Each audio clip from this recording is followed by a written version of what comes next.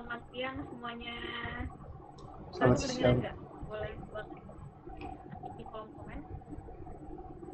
Balik dong, lo Kak.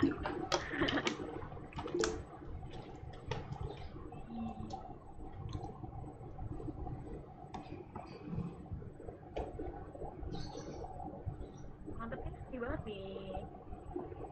Lumayan lama ini. Udah 37.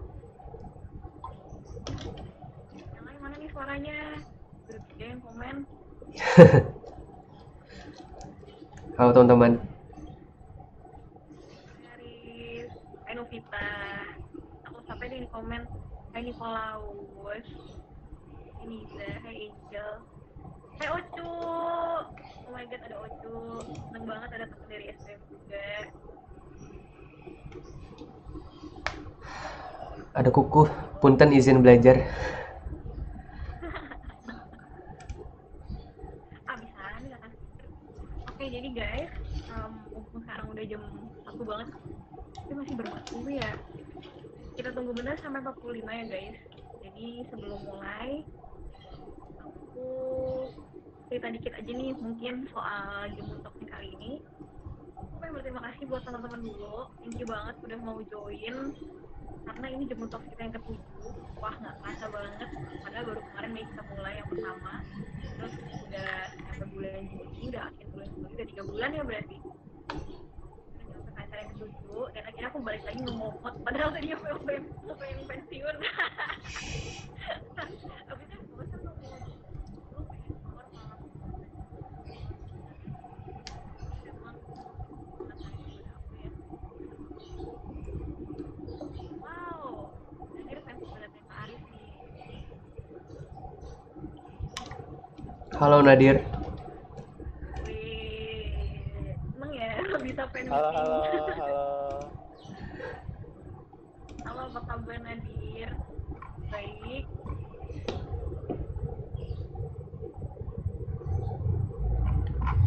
Halo, aku dikasih tahu nih. Udah. Nanti kita tanya jawab Q&A aja ya guys. Bear with me. Dan ini bakal seru banget, bakal interaktif karena Kak Arif orangnya sangat membumi, sangat friendly. Jadi aku percaya bakal banyak banget sesi di mana teman-teman bisa langsung ditanya-tanya sama Kak Arif.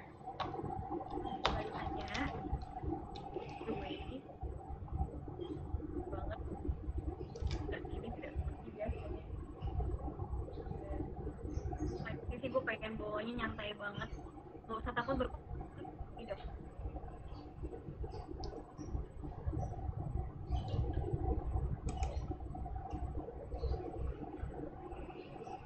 Tanyain, ada pertanyaan apa?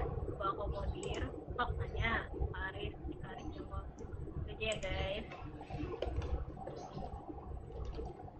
Oke, karena kita sudah menunggu selama 4 menit, langsung saja aku masuk ke bagian pembuka dari Ibu Sekjen kita yang tercinta, Mama Angel. Halo.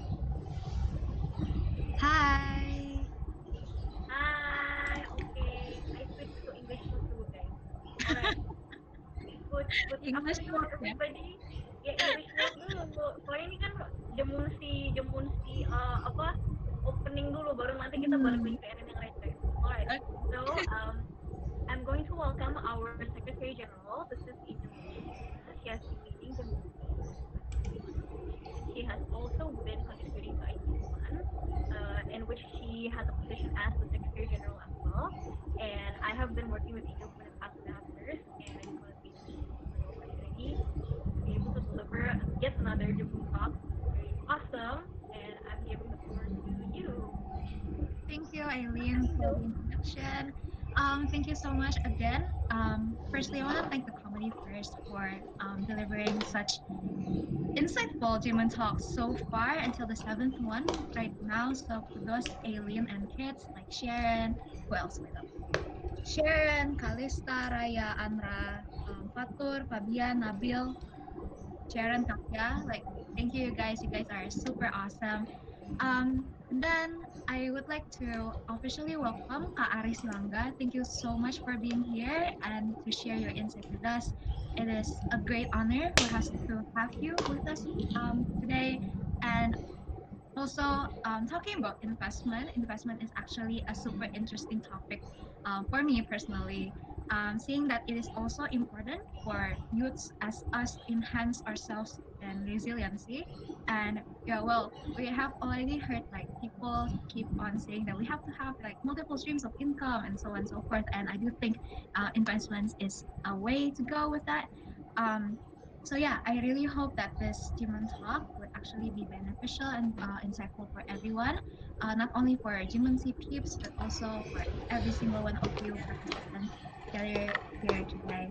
I would like to also thank every single one of you, the participants. Thank you for always supporting Jimin Talk and supporting Pullman Project in your donation for our family there in Sawangan Sari, Lembang. I would really hope that this endeavor and effort will not only bless us as youths and receiving insights from great people. Yes. You kind of got cut off like in the middle of your speech. Oh shit. I'm so sorry. Where was I Yeah. then? Hello, Alien. Hello. Hello, Alien. Can you hear me? Yep, I can hear you. All right. Where was I? Thank you for donating. Right. Yeah. So thank you. Again, I do believe that this endeavor of encouraging people to donate to our family that is truly needing is great, and I do think the fact that we are actually making this program not only that you could benefit from your donation directly by having to understand investment trading and all the great insights that there is to strive in life. I guess that's one thing to commend for. So yeah, thanks again. My name is Angel, and I give the floor back to Alien. Thank you.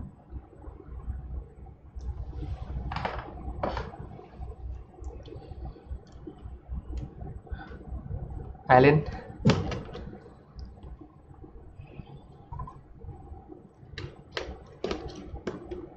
Kayaknya ini nih masalah internet. ya, internet connections. Ya, internet connections. Dia out. Ya. Anyway, thank you teman-teman yang udah ikutan join Gmeet kali ini. Sudah ada 48. Betul, suaraku jelas ya, Angel? Jelas banget, Kak. Oke, thank you.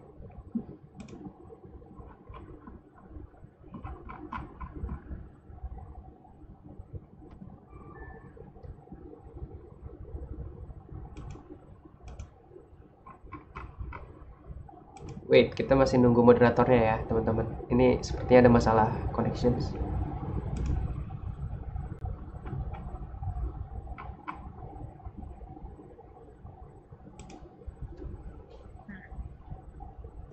Welcome back, Alien. Thank you. Sorry banget. My signal got cut off, guys. Sorry, man. Were you done with your speech? Yeah, I was done. Okay, thank you so much, Angel, for the opening speech and saving me. Okay. Yeah, we'll also thank you guys. Alright, let's go to the rules. Before we start our webinar today, we'll first brief you about the rules. Oke, jadi pertama yang paling atas, kalau bisa ke toilet, gak perlu izin bro, langsung aja. Kayak aku melihat kadang mungkin suasananya masih kayak kelas gitu ya, harus izin dulu. Soalnya personally aku di SPPB juga, kalau misalnya mau ke toilet di kelas harus izin di komen. Nah ini nggak usah, santai aja. And then of course karena ini sesinya bakal di of course the recording is going to be published buat kalian semua, supaya nanti kalau misalnya teman-teman pengen review gampang tinggal dilihat aja. So if it would be very helpful kalau misalnya sinyal kalian mendukung ya, kameranya dinyalain.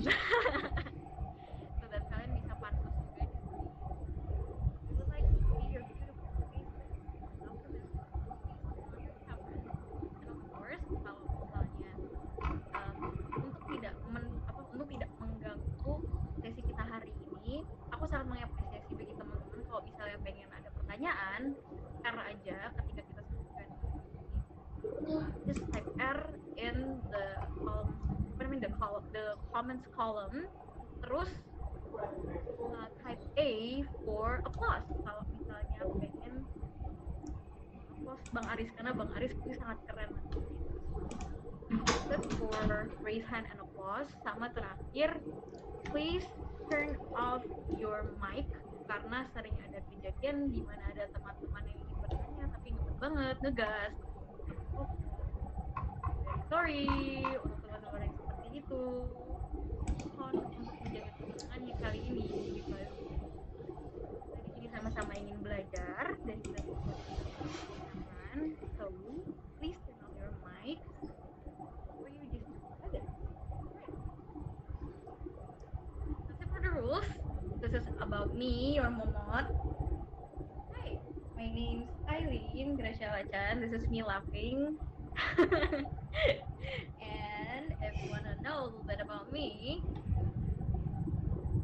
okay, so firstly, aku aktif di Ganesha Beyond Club TV, of course. Terlihat terpampang di sebelah kiri atas untuk Ganesha Beyond Club. Terus di sebelahnya ada award utama aku di MUN. Aku udah jauh ini sebenarnya aku nggak pro banget ya. Jadi kalau misalnya teman-teman yang pengen nanya soal MUN, Angel jauh lebih pro dibanding aku. But I love doing MUNs and that was my first award. Aku turun di itu yang namanya UNGA itu. Jadi kalau misalnya teman-teman pengen tanya sedikit soal UN Body Center, apalagi yang soal politik, karena aku lebih ke bidang bikin framework biasa untuk UN, kayak low poll gitu loh. Low poll kan bukan yang high poll ya. Jadi di MUN tuh ada dua guys, ada low poll, ada high poll. High poll tuh lebih yang debate, biasa karena berurusan dengan nggak gitu Jel, karena biasa berurusan dengan safety suatu negara. Bobot dari debat itu biasanya lebih berat dibanding kita yang di local. Kalau di local lebih kayak oke, kita bikin rules idealisme seperti apa yang bisa membawa UN itu menjadi lebih baik. Jadi aku lebih ke arah sana. Kalau Angel lebih di high poll karena dia jago. Kalau mau nanya-nanya soal high poll kan aja. Ya tadi aku udah bilang kan aku udah kerja 5 tahun sama Angel. Itu pertama kali di IT Demand. Ini acaranya diadain hari Februari, bulan Februari kemarin. Dan preparationnya lama banget dari tahun lalu bulan Mei. Dan aku bersyukur banget sih karena Angel di sini aku bisa aktif di Jembersi. Bisa kenalan sama kalian semua. Terus selain itu, oh ya aku belum jelasin ya, aku angkatan 2018 manajemen di ITB. Gambarnya di bawah aku lagi duduk. Itu aku dengan ambasador SBM. Jadi ya guys, aku ambasador fakultas, tapi gak berasa kayak ambasador fakultas. Karena jujur aja kayak ini sebenarnya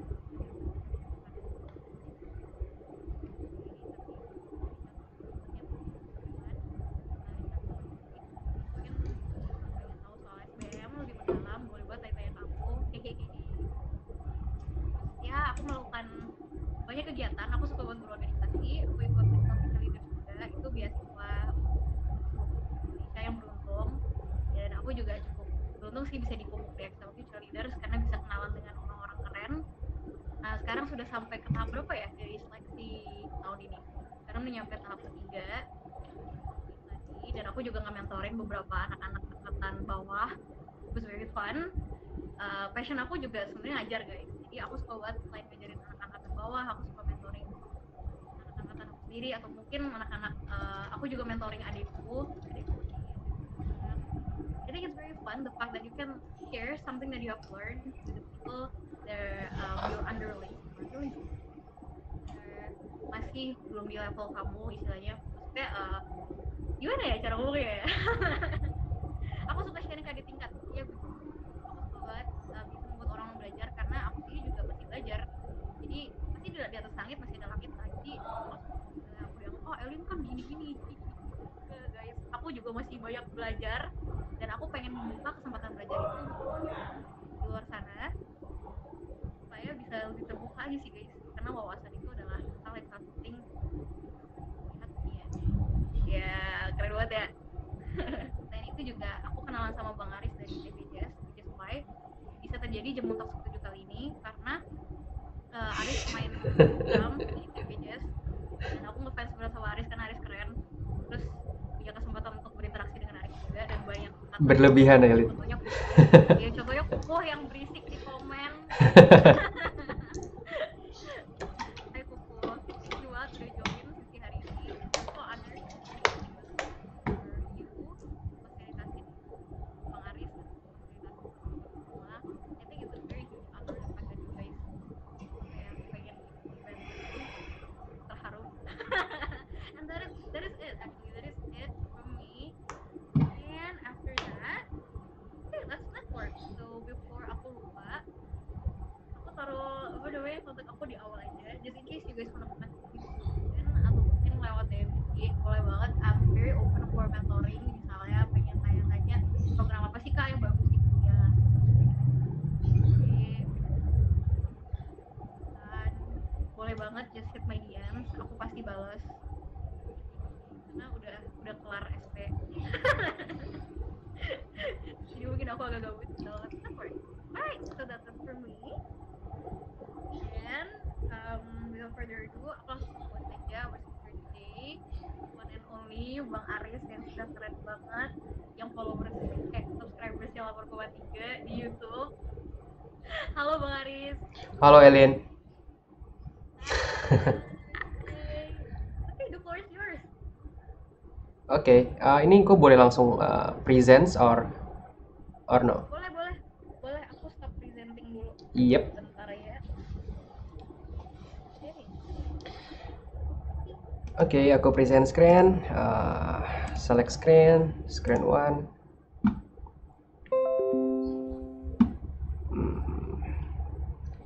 Oke, halo teman-teman. Ini aku dicoba dulu untuk share screen. Kalau misalnya ada screen aku yang nggak jelas, atau misalnya suara aku nggak jelas, atau ada feedback apapun itu, teman-teman bisa langsung chat. Nanti aku baca di chat teman-teman ini. Oke, untuk materi hari ini sesuai dengan judul dari webinar kali ini, yaitu adalah Investing and Trading 101 for Beginner. Kalau misalnya kurang kebaca atau warna nggak jelas, teman-teman bisa langsung chat di Google Meet. Oke, selamat datang di webinar kali ini. Nama gue Arya Siwangga, sosial media gue @arya_siwangga. Untuk teman-teman yang ingin langsung kontak atau bertanya further discussions untuk webinar kali ini. Konten kali ini gue akan menjelaskan trading and investing, the definitionsnya, what is trading, what is investing, terus why, kenapa kalian harus trading, kenapa kalian harus investing, and how. Terakhir how, cara kalian trading, memulainya bagaimana, memulai investing bagaimana, terus how to analyze markets. Nah, 2 analisa akan gue jelaskan, 2 tipe analisa, yaitu adalah fundamental and then technical analysis. Setelah tahu fundamental dan technical analysis, gue akan menjelaskan how to win in this game. Gue sebut ini game karena because it's fun menurut gue. Dan setelah kita tahu nanti how to win in this game, gue akan menjelaskan cara leverage and compounding di investing and trading.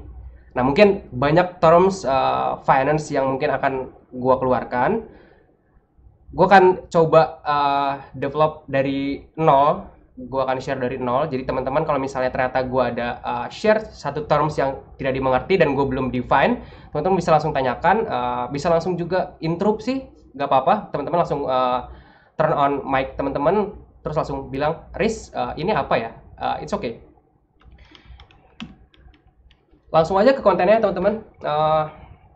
So, what is trading and investing? Sebenarnya definisi trading itu apa sih? Investing itu apa sih? Biar cepat ya teman-teman. Trading secara sederhana nih definisinya, itu merupakan aksi pertukaran barang atau jasa, atau aktivitas jual beli. Contohnya apa? Teman-teman mungkin di sini ada yang pernah jadi panitia danus mungkin. Teman-teman menjual barang untuk mendapatkan cash, itu sudah merupakan pertukaran barang dan uang. Teman-teman sudah menjadi seorang trader, actually. Cuman mungkin marketnya berbeda. Marketnya itu market danusan, market gorengan misalnya, atau mungkin menjual bunga untuk para wisudawan. Itu bisa. Di sini saya kasih hint, binary options bukan trading. Di webinar kali ini saya akan menjelaskan markets-nya, bukan markets menjual seperti yang saya sebutkan tadi, seperti bunga atau apa, danusa dan lain sebagainya, tapi kita akan lebih detail ke financial markets. Financial markets merupakan pasar keuangan. Jadi pasar keuangan itu ada forex markets. Forex market merupakan foreign exchange market atau falas, valuta asing. Terus ada saham, stocks exchange. Terus ada cryptocurrency dan lain sebagainya. Nanti akan gue bahas satu persatu dan benar-benar dari nol. Binary options bukan trading. Kalau misalnya teman-teman di sini di kuliahan, terutama kebanyakan teman-teman gue langsung pertanyaan pertamanya adalah mereka langsung nanya, Riz, gue mau trade binary options. Dengan bilang trade binary options itu udah bukan trading ya. Binary options itu merupakan gambling platform. Tapi gue akan bahas binary options. Tapi yang jelas itu ya, di mahasiswa kebanyakan tahunya binary options merupakan trading. Oke. Berikutnya investing, gue akan menjelaskan juga investing. Jadi beda ya trading dan investing tuh. Investing merupakan aksi mengalokasikan dana ataupun usaha pada sumber daya tertentu dengan ekspektasi menghasilkan profit atau keuntungan di jangka panjang. Investing itu nggak melulu soal kita beli saham terus disimpan sahamnya dalam jangka waktu lama, enggak. Investing tuh banyak banget ya. Teman-teman juga hari ini menonton webinar ini, mengikuti webinar ini merupakan satu bentuk investasi, investing. Tapi investingnya in yourself, dalam diri sendiri. Jadi membaca buku, menonton edukasi YouTube dan lain sebagainya itu merupakan bentuk investasi. Nah, tapi di webinar kali ini saya akan menjelaskan investing in financial markets. Markets yang tadi saya sebutkan, forex market, cryptocurrency, saham dan lain sebagainya. Oke, itu contohnya. Kalau misalnya ada yang kurang mengerti dari definisinya dulu, what-nya dulu, teman-teman harus tahu. Trading itu seperti ini, investing itu seperti itu. Kalau misalnya nggak tahu, bisa langsung interupsi dan tanyakan. Oke, ini ada quotes yang oke menurut saya. Saya follow dia di Twitter, Steve Burns. Dia bilang, everyone is a trader. Kita semua itu trader. Some people trade time for a paycheck. Ada yang trade risk for profits. Ada happiness untuk security. Ada principles untuk politics. Ada yang trade ethics untuk cash. Jadi sebenarnya semua orang trader ya. Nah, tapi gue nggak akan bahas untuk orang-orang yang trade prinsipalnya untuk politics atau trade ethics-nya untuk cash. Jadi gue akan spesifik ke financial markets. Oke, bedanya apa sih trading dan investing? Nah, kalau investing itu memerlukan pendekatan jangka panjang. Approach-nya beda dengan trading. Pada pasar tertentu ya. Trading sendiri melibatkan strategi jangka pendek, beda dengan investing. Jadi untuk memaksimalkan imbal hasil return daily biasanya, bahkan untuk para traders atau monthly atau quarterly. Bedanya investing dengan trading itu ada pada time frame-nya, jangka waktunya, kayak gitu. Investor lebih mungkin mengalami losing dalam jangka pendek, sedangkan trader akan mencoba membuat transaksi yang sifatnya akan menguntungkan dalam jangka pendek dari pasar yang fluktuatif. Ini jadi teman-teman udah tahu nih bedanya trading itu ini, investing itu ini. Nah, biasanya setiap orang memiliki tipe-nya sendiri-sendiri. Ada yang senang jual beli dalam waktu singkat. Contoh misal saya kemarin baru trade sneakers misalnya. Saya buy satu sneakers di harga retail misalnya di 150 USD. Terus harganya up ke 400 atau 600 USD, saya bisa langsung sell, itu trading. Cepat, dalam waktu satu hari saya trade profit 100%, 200%, udah langsung jual, itu trading. Kalau misalnya investing, itu lebih ke dia mengalami losing jangka pendek, lebih mungkin karena apa? Karena kita membeli misal perusahaan BCA, kita nggak tahu perusahaan itu akan menguntungkan dalam jangka waktu sehari atau 2 hari, enggak. Jadi biasanya perusahaan akan terasa keuntungannya, even untuk break even pun perlu waktu yang panjang, berbulan-bulan. Jadi misal kalian beli satu perusahaan tertentu, BCA misalnya, ini bukan disclaimer dulu, ini bukan rekomendasi, ini contoh sebagai contoh. Misal teman-teman beli BCA, lalu BCA itu saat teman-teman beli, BCA itu harganya turun, sahamnya turun. Tapi teman-teman nggak menghiraukan itu, karena teman-teman percaya kepada fundamental value dari BCA tersebut. Jangka panjangnya, teman-teman yakin bahwa BCA akan terus ada dan akan terus profitable, menguntungkan. Nah, dalam jangka panjang teman-teman tahu kayak gitu, otomatis kerugiannya dalam sehari, 2 hari, 3 hari nggak bakal teman-teman lihat. Yang teman-teman lihat adalah dalam jangka 5, 10, 15 tahun hingga 20 tahun ke depan. Itu beda mindset trading dan investing. Oke, di situ teman-teman harusnya sudah tahu. Kalau misalnya ada pertanyaan, langsung saja diinterupsi. Oke, berikutnya why. Teman-teman sudah tahu what, the definitions of trading itu ini, investing itu ini. Sekarang udah tahu nih. Sekarang why. Kenapa sih harus investing atau trading?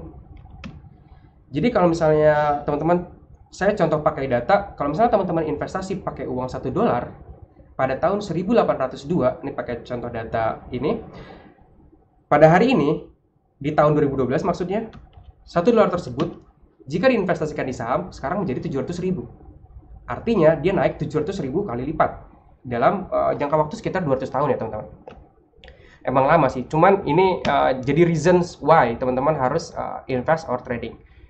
$1 diinvestasikan ke bonds market. Bonds market itu merupakan surat hutang yang dikeluarkan oleh company. Biasanya perusahaan tertentu yang kekurangan uang terus ingin meminjam uang, dia biasanya mengeluarkan bonds dalam bentuk hutang dia, terus ada yang beli, nanti perusahaan tersebut memberikan bunga. Nah, ini kalau $1 itu disimpan ke sana, itu akan menghasilkan $1.800 atau 1.800 kali lipat dalam jangka waktu 200 tahun. Berikutnya ada Treasury Bills 280. Treasury itu bonds juga, tapi yang dikeluarkan oleh T-bill US. Jadi US government juga tentu memiliki dana untuk proyek tertentu. Jadi biasanya mereka juga mengeluarkan surat hutang yang bisa teman-teman beli. Kalau misalnya $1 dibeli hal tersebut, teman-teman akan return-nya 280 kali lipat dalam jangka waktu 200 tahun. Emas jadi 4 kali lipat. Nah, kalau US dolarnya disimpan cash saja, teman-teman nggak trading atau investing di market manapun, disimpan cash saja, $1 itu dalam jangka waktu 200 tahun malah menjadi $0,05.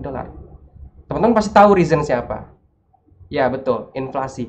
Jadi, value $1 tahun 1800 dengan value $1 sekarang itu udah beda, value-nya jadi 0,05, lebih kecil. Kayak gitu teman-teman.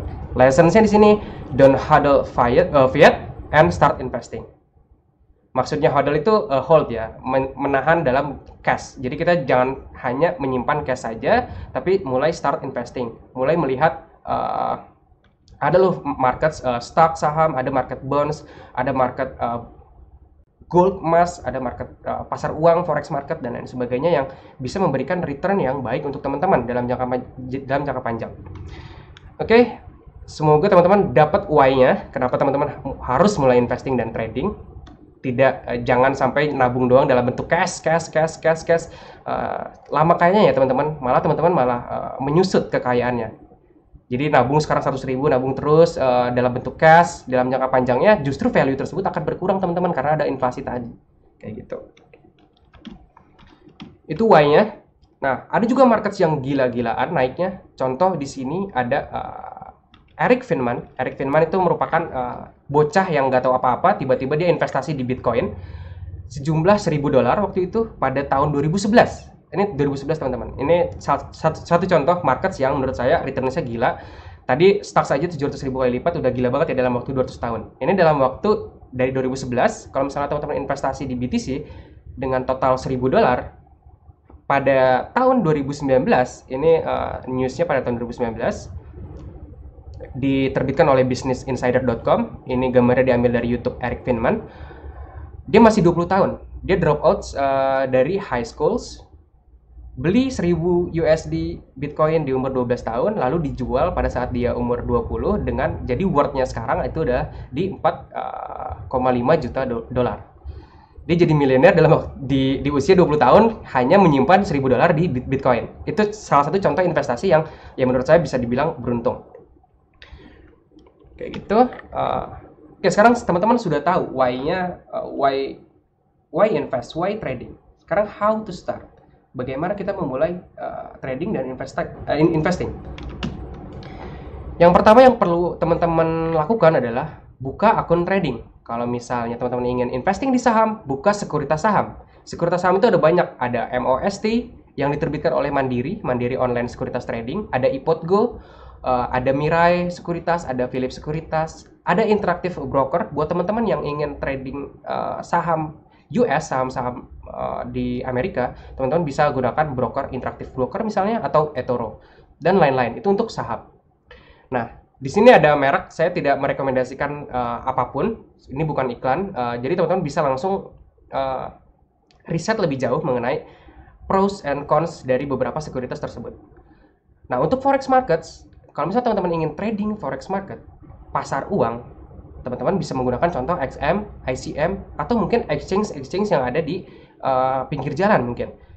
contoh forex itu kan USD, ada pounds, ada yen, ada euro. Teman-teman menukar rupiah, teman-teman tahu nih, negara kita mungkin dengan negara US lebih untuk 5-10 tahun ke depan akan lebih kuat US misalnya.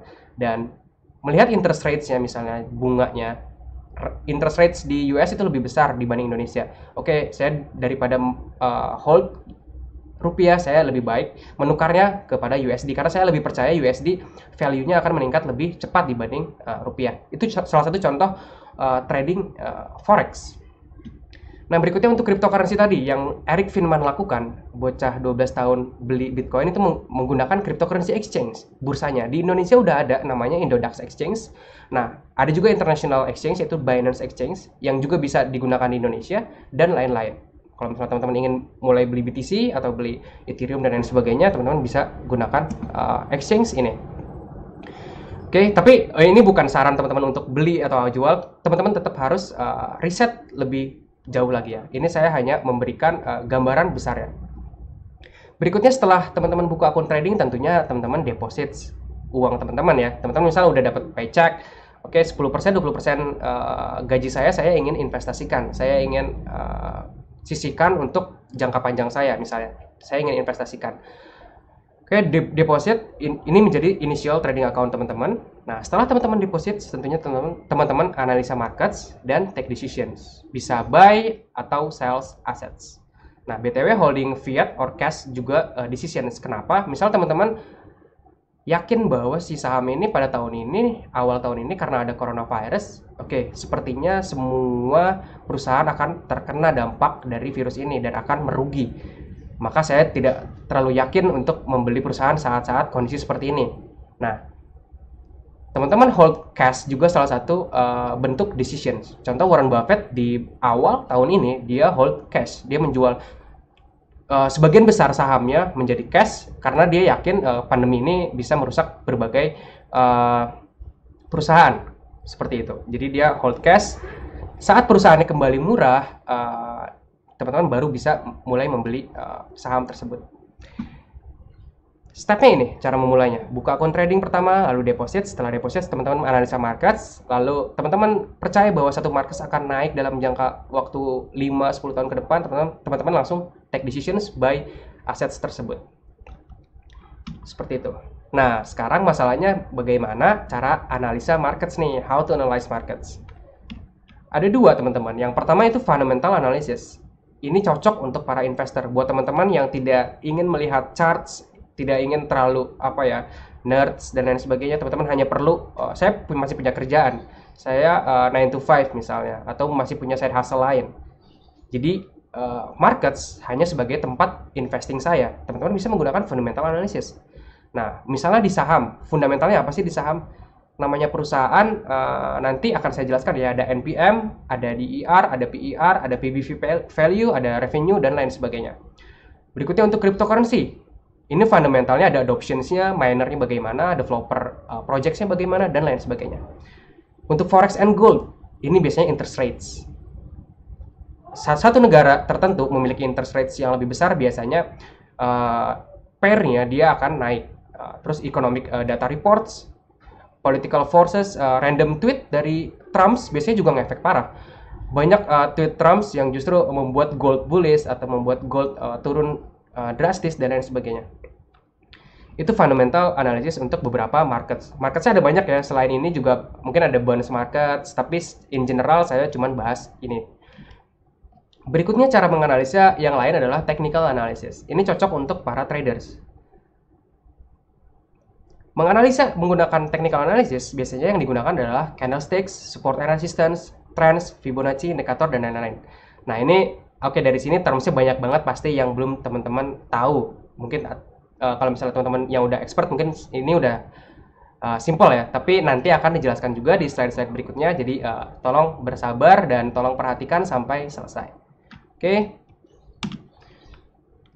Pertama saya akan menjelaskan fundamental analisis saham yang tadi itu, data-data tadi, NPM dan lain sebagainya itu apa sih? Terus cara kita melihat valuasi saham bagaimana? Gue mau beli saham, cuman gue takut saat gue beli malah turun terus perusahaannya bangkrut. Gue mau beli saham, cuman gue nggak tahu saham mana sih yang sebenarnya baik buat gue beli. saham mana sebenarnya yang cocok gue beli sekarang atau gue harus tunggu dulu sahamnya nunggu murah. Nah, kita menggunakan fundamental analysis untuk melihat saham tersebut. Pertama yang teman-teman lihat, fundamental dari suatu company adalah perusahaan harus dikelola oleh manajemen yang baik. Kedua, perhatikan prospek perusahaannya ke depannya bagaimana. Ketiga, cari perusahaan dengan laba yang besar melalui rasio NPM dan ROE. Nah, NPM itu net profit margins, and ROE itu return on equity. Nanti akan dibahas di slide berikutnya juga. Jadi, tolong bersabar. Keempat, pilih perusahaan yang labanya terus bertumbuh. Kalau misalnya teman-teman berinvestasi pada perusahaan yang labanya terus bertumbuh, artinya teman-teman seperti memiliki mesin cetak uang. Teman-teman nggak kerja, tapi teman-teman punya perusahaan tersebut. Kan inti dari kita investasi saham adalah kita membeli sebagian besar porsi dari perusahaan tersebut. Contoh, misal teman-teman ada yang bikin perusahaan jualan apa ya, jual buah misalnya. Oke, saya investasi dong di bisnis lo, jual buah 10%. Tapi gue gak kerja apa-apa, gue cuman punya bisnis lo 10% dengan gue kasih modal. Oke, ketika dia profit, labanya terus bertumbuh, karena teman-teman memiliki 10% perusahaan tersebut, teman-teman juga dapat 10% dari laba perusahaan tersebut. Itu bagusnya dari saham. Jadi teman-teman bisa tidur, bisa melakukan apa yang teman-teman suka, tapi uang teman-teman bertumbuh. Jadi yang kerja adalah uang kalian. Kelima, cermati valuasi PER dan PBV value-nya. PER itu price equity ratio, nanti akan dijelaskan juga. Price book of value juga akan dijelaskan juga. Jadi tolong bersabar. Yang keenam, perhatikan kesehatan keuangan perusahaannya dengan melihat DER-nya perusahaan tersebut. Oke. Nah, ini contoh, mungkin teman-teman akan apa sih ini? Kalau misalnya teman-teman ada yang anak akuntansi, mungkin di sini akan langsung, oh ini gue tahu nih balance sheet, oh ini gue tahu FRA, financial reports dari satu company. Ini contoh gue ambil dari finansialku, data Telkom pada tahun 2016. Ini data financial reports Telkom. Mari kita analisa bersama-sama menggunakan analisa tadi, kayak gitu. Ada 6 ya tadi ya steps untuk fundamental analysis. Jadi kita melihat nih si Telkom, sebelum kita investasi di Telkom nih, kita pengen tahu dulu nih si Telkom ini revenue-nya gimana, profitnya gimana, dia menguntungkan nggak, asetnya ada apa aja dia, terus total equity-nya berapa, kayak gitu. Nah, kita fokus aja pada yang kuning-kuning ini teman-teman. Revenue, profitnya dalam tahun ini, total asetnya yang dia punya, terus total ekuitas, kekayaan bersihnya.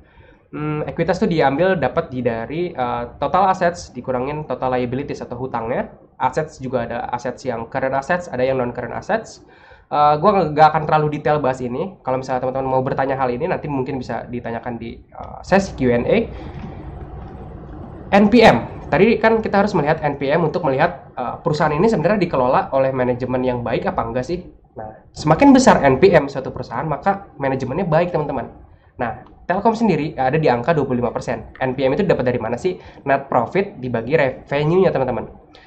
Nah, semakin besar persentage-nya, artinya kan net profit-nya semakin besar. Kalau misalnya net profit-nya semakin besar dari revenue-nya, maka NPM-nya makin besar. Kalau NPM makin besar, artinya manajemennya baik teman-teman.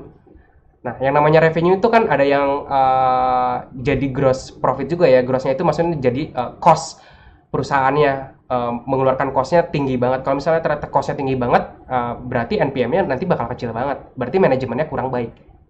Kayak gitu ya. Kalau misalnya belum mengerti, belum paham, saya kurang detail, coba langsung interupsi dan tanyakan. Semakin tinggi NPM, maka semakin efisien manajemen perusahaan tersebut dalam mengelola keuntungan. Berikutnya, ROE. Itu didapat dari net profit dibagi total ekuitas, return on equity. Nah, untuk data Telkom sendiri, itu 29 triliun dibagi 105 triliun. Itu sama dengan 27,64%. ROE dari si Telkom pada tahun 2016 ini. Semakin besar keuntungan perusahaan tersebut, ROE-nya dibandingkan dengan kekayaan bersih ya, maka semakin baik perusahaan itu untuk diinvestasikan. Jadi kalau misalnya teman-teman ingin investasi di di satu industri yang sama, misalnya satu industri bank misalnya, ada bank BCA dan bank BRI, teman-teman melihat bank BRI 27 misalnya, terus bank BCA ternyata hanya 20. Oh, teman-teman tahu nih, oh Aris dulu pernah bilang kalau misalnya return on equity-nya lebih besar justru lebih bagus perusahaannya. Ya, itu bisa menjadi satu indikator pilihan teman-teman berdasarkan fundamental perusahaan tersebut. Oke, itu ROE. Nah, tapi Riz, apakah gue emang perlu ya melihat baca seperti ini, terus gue menghitung ini semua dan lain sebagainya?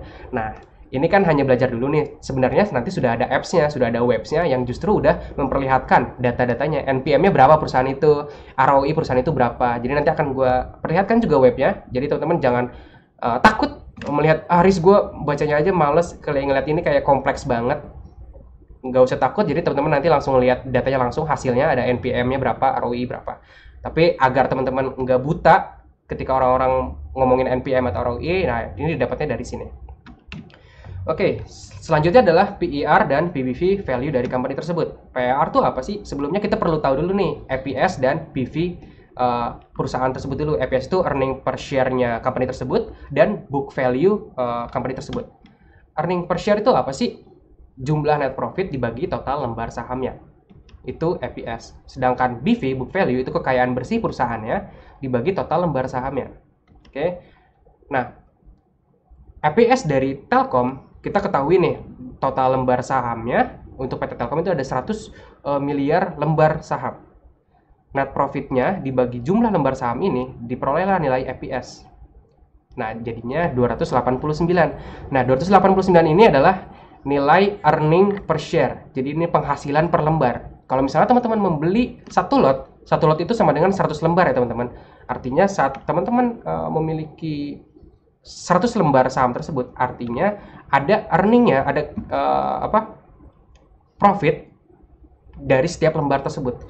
Kalau misalnya teman-teman ada 100 lembar, tinggal kalikan saja 289 ini kali 100. Itu adalah earning lembar teman-teman, saham teman-teman. Berikutnya untuk BV value, itu didapat dari total ekuitas dibagi jumlah lembar saham sama dengan BV. Ini diperoleh nilainya 1047 per lembar untuk Telkom. Nah, baru deh kita bahas PER. PER itu price earning ratio, itu sama dengan harga saham dibagi EPS, earning per share. Diperoleh 14 kali untuk PER. Jadi kita sekarang tahu nih, PER dari Telkom itu 14 untuk data 2016. PBV itu diambil dari harga saham dibagi BV. Harga saham dibagi book value sama dengan 3,95. Artinya PBV value 3,95 ini adalah PBV value-nya si Telkom. Nah, menceritakan apa coba PBV ini? Jadi PBV ini menceritakan harga sahamnya dibandingkan dengan kekayaan bersihnya, book value-nya teman-teman. Artinya harga sahamnya 3 kali lipat lebih besar dibanding kekayaan bersihnya. Menurut saya PBV-nya terlalu tinggi. Saya pribadi menyarankan PER itu kurang dari 15, which is ini sebenarnya udah bagus untuk Telkom, dan PBV-nya itu kurang dari 1. Kenapa sih harus kurang dari 1? Menurut saya saat company kurang dari 1, artinya harga sahamnya dijual lebih murah dari kekayaan bersihnya. Contoh misalnya teman-teman punya perusahaan A. Teman-teman contoh jual apa ya? Teman-teman misalnya buka lemonade stand deh, atau teman-teman jual apa ya? Jual bunga. Oke, teman-teman punya toko bunga. Terus semua total bunganya misalnya asetnya itu dan bangunannya contoh misalnya 100 juta. Teman-teman go public nih, perusahaannya dijual secara umum, orang-orang bisa beli. Ternyata pas saat dijual harga marketnya, ternyata saham teman-teman itu hanya 80 juta. Artinya harga sahamnya dibagi kekayaan sebenarnya sesungguhnya itu lebih kecil, dijualnya murah. Artinya ketika PBV value-nya kurang dari 1, itu perusahaan teman-teman dijual lebih murah. Nah, ini biasanya dibuat satu kesempatan untuk para investor itu untuk melihat, oh saham ini sedang undervalued, boleh nih dibeli. Gue tahu perusahaannya akan profitable dalam jangka waktu ke depan, tapi sekarang perusahaannya itu dijual lebih murah dari kekayaan bersihnya. Nah, biasanya saya pribadi sih langsung membeli perusahaan tersebut kayak gitu saat PBV value-nya kurang dari 1. Kalau misalnya ada pertanyaan, jangan lupa untuk langsung interupsi dan langsung tanyakan, karena gue takut kalau misalnya ternyata ada detail yang nggak gue sampaikan kayak gitu. Oke. Boleh balik dulu gak? Kurang paham gue soalnya. Yang bagian mana?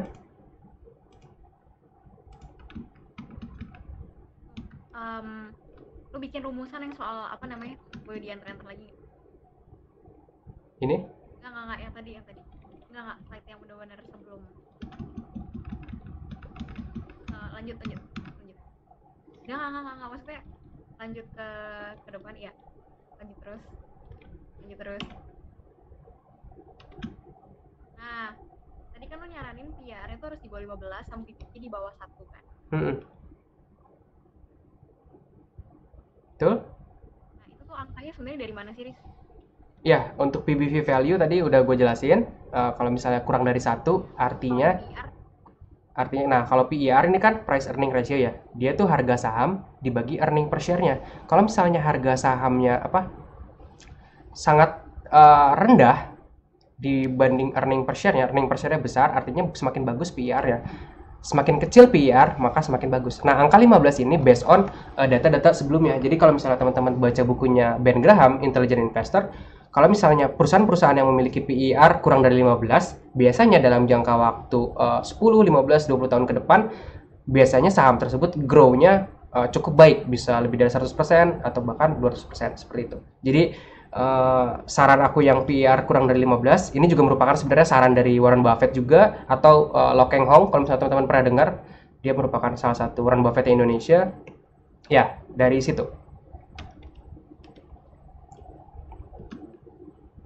Untuk PER price earning ratio. Lanjut ke debt equity ratio atau DER. Ini merupakan satu indikator untuk mengukur kesehatan keuangan suatu perusahaan tersebut. Nah, diambil dari total hutangnya dibagi ekuitas. Ekuitas itu kekayaan bersihnya. Ini mungkin teman-teman, ini kompleks ya teman-teman. Di sini mungkin malas banget terus gue ngitung semua ini. Iya, gue cuman share angka ini didapat dari mana, tapi nanti teman-teman nggak perlu ngitung-ngitung seperti ini lagi, nggak. Teman-teman nanti akan langsung lihat PER company ini 14. Oh, Aris pernah bilang kalau misalnya kurang dari 15, oke nih sahamnya. Kalau misalnya ternyata dia lebih dari 15, justru gue harusnya menunggu dulu saham tersebut untuk turun, harganya kemungkinan turun. PBV-nya, oh ternyata besar banget nih PBV-nya, misalnya berapa belas, artinya dia dijual lebih besar harganya dibanding kekayaan bersihnya, kayak gitu. Nah, data-data ini nanti bisa diperoleh di RTI, nanti akan gue share juga situsnya untuk melihat data-data ini, kayak gitu. Oke. Aku pengen nanya dulu, boleh nggak? Boleh. Yang lain juga boleh ya, tanya langsung. Oke. Berarti kesimpulannya adalah kalau misalnya dia PR sama PBV-nya itu lebih besar dibanding 15 dan 1 tadi, itu berarti dia overvalued. Ya, overvalued. Benar. Yep. Nah, sebenarnya kalau overvalued tuh gimana sih? Maksudnya ketika orang-orang tuh kan bakal naruh duit lebih, saham tuh bisa overvalue karena orang naruh duit lebih karena demand-nya gede kan. Betul. Nah, kalau gitu bukannya itu hal yang baik ya? Jadi kan sangat di value dong di masyarakat. Terus kenapa dia jelek? Gini, ini satu ini salah satu indikator saja untuk melihat value. Jadi ini bukan total Oke, dari based on ini aja teman-teman melakukan aksi, enggak. Jadi datanya selain ini, jadi nanti dilihat juga perusahaannya emang ada yang PER ternyata tinggi atau PBV-nya lebih tinggi dari 1 misalnya, overvalued bisa dibilang, tapi perusahaannya memiliki NPM yang baik misalnya, atau memiliki proyeksi ke depannya yang baik. Contohnya Tesla itu memiliki PER jauh banget, bisa di atas 30x, tapi orang-orang tahu bahwa mungkin si Tesla ini ketika bisa digunakan atau adoption-nya bakal ke seluruh dunia, orang-orang semua pakai Tesla, penjualannya akan meningkat puluhan kali lipat. Nah, dari situ aja artinya orang-orang percaya bahwa value-nya berada di jauh 10 kali lipat dari kekayaan bersihnya. Kayak gitu. Ini hanya salah satu contoh indikator, tapi kalau misalnya teman-teman justru melihat PER-nya rendah, kecil banget, terus tapi perusahaannya teman-teman tahu, yakin dalam jangka waktu ke depan, 5 tahun, 10 tahun ke depan, itu si perusahaannya justru bakal grow terus. Itu justru malah lebih baik, kayak gitu. Tapi bukan jadi satu-satunya acuan. Oh, ini di atas 20, artinya oh ini di atas 1, gue nggak invest deh. Enggak, jangan dijadikan ini satu acuan, tapi jadikan ini salah satu acuan, salah satu indikator untuk melihat perusahaan itu undervalued or overvalued. Nah, kalau misalnya overvalued, teman-teman berarti harus menganalisa hal-hal lainnya, kenapa overvalued, kayak gitu. Kayak contoh Tesla tadi mungkin, karena gue tahu nih kemungkinan besar dalam beberapa tahun ke depan si Tesla bisa adoptions electric cars di seluruh dunia misalnya. So go why not untuk invest di Tesla misal, contoh kayak gitu. Gimana, Lin? Oke, terjawab. Thank you banget. Oke, yang lain boleh langsung turn on juga buat interupsi. Terus langsung tanyakan. Terus berikutnya untuk kita ukur dulu nih, tentunya kalau kita misalnya ingin investasi di perusahaan, kita ingin perusahaan tersebut itu sehat dalam keuangannya, lancar. artinya dia nggak punya hutang yang berlebih, teman-teman. Kalau misalnya perusahaan itu punya hutang yang berlebih, nah kita lihat dari data DER ya. DER itu debt equity ratio diambil dari total hutang dibagi kekayaan bersihnya. Kalau misalnya total hutangnya lebih besar dibanding equity ratio-nya, artinya nanti DER-nya lebih dari 1 atau 100%. Nah, artinya saat dia hutangnya lebih besar, perusahaannya kurang baik. Nah, tapi untuk Telkom sendiri pada tahun 2016 ternyata hutangnya hanya 74, sedangkan kekayaannya sebenarnya 105. Artinya sebenarnya kalau misalnya perusahaannya bangkrut, dia bisa nih membayar semua hutangnya. Kayak gitu. Jadi in terms of hutang dia masih oke, masih lancar. Kesehatan keuangannya masih oke. Tapi kalau misalnya ternyata hutangnya gede banget ya teman-teman, hutangnya bisa 200T misalnya, tapi ekuitasnya cuma 100T, artinya DER-nya 2 kali. Nah, kalau misalnya DER-nya 2 kali, itu kesehatannya patut dipertanyakan. Oke. Saya pribadi untuk industri selain bank, saya melihat perusahaan yang memiliki DER kurang dari 1 atau kurang dari 100%. Telkom masuk indikator yang cukup baik dalam DER-nya. Karena kurang dari 100%. Terus kenapa ini ada selain bank? Oke. Nah, kalau bank sendiri justru dia merupakan industri yang hutangnya banyak banget, teman-teman. Jadi DER-nya itu bisa lebih dari 3, lebih dari 4. Contoh untuk BRI tadi, gue lihat BRI itu di angka 3 atau 4. Kenapa kalau bank gue nggak melihat DER-nya? Karena bank hutangnya merupakan hutang produktif. Emang bisnisnya mereka itu. Mereka menyimpan menerima hutang dulu dari orang-orang banyak, menyimpan uang dari orang-orang banyak, dari masyarakat. Artinya kan itu masuk ke balance sheet-nya jadi hutang ya, masuknya ke liabilities. Justru semakin banyak liabilities mereka, dan dari liabilities itu ternyata jadi profit yang lebih besar lagi, persentasenya oke. Nah, justru bank itu sehat, bagus. Jadi di sini saya kategorikan industri selain bank ya. Kayak gitu. Kalau misalnya ekuitasnya lebih besar dari total hutang, ini masih fine-fine saja ya perusahaan tersebut. Selama industrinya bukan bank. Ya. Kalau bank hutangnya banyak ya it's okay. Nah, dari analisa market tadi ada 6 tadi, DER, PER, NPM dan lain sebagainya. Saya kasih contoh waktu 10 minggu lalu atau awal bulan Mei, saya menganalisa 6 tadi itu dipenuhi oleh perusahaan ini, Square Company. Ini company dari US, dia financial service. Tapi karena COVID, gue tahu financial service ini bukan perusahaan yang terdampak secara langsung oleh pandemic. Dia justru malah grow-nya tinggi banget. Orang-orang tetap menggunakan sistem pembayaran financial service. Nah, kalau misalnya dilihat dari NPM-nya tadi, dilihat dari DER-nya tadi, PER-nya tadi, dia oke banget nih. So, gue langsung nge-tweet di sini, I'm very bullish with this company, Square. Check this tweet again in 10 years. Thank me later.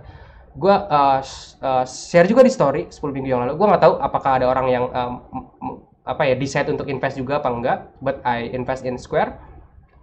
Dalam waktu 2 bulan, ini awal bulan Mei, ya belum lama ya, awal bulan Mei, ini bulan Juli, dia ke harga sekitar sempat ke 130 USD. Jadi saat gua update itu sekitar 76, saat Juli dia ke harga 130 atau growth-nya sekitar 82% dari bulan Mei saja.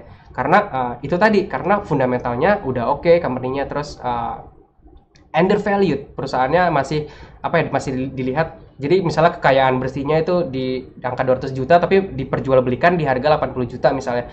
Kan waktu akan membuat si market saham tersebut menyesuaikan dengan value-nya sendiri kayak gitu.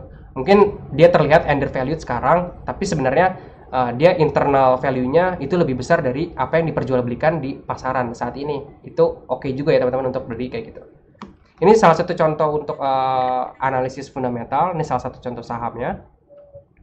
Kalau misalnya ingin beli pasar US saham, bisa menggunakan broker tadi, Interaktif atau eToro. Kalau misalnya Indonesia, tadi bisa buka mandiri online trading dan lain sebagainya. Oke, itu fundamental analisis teman-teman.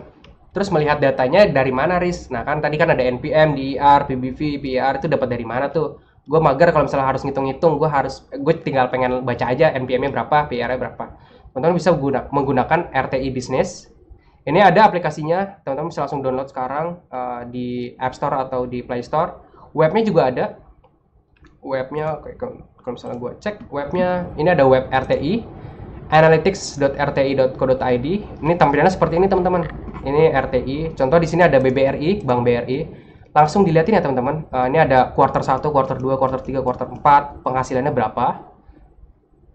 setiap tahun. Ini EPS, earning per share-nya, DPS itu dividen. Nah, dividen juga tadi nggak gue bahas ya. Dividen juga salah satu indikator yang bagus sebenarnya. Kalau misalnya perusahaan itu memberikan dividen terus-menerus dalam jangka setiap tahun, berarti perusahaan tersebut bisa dibilang sehat.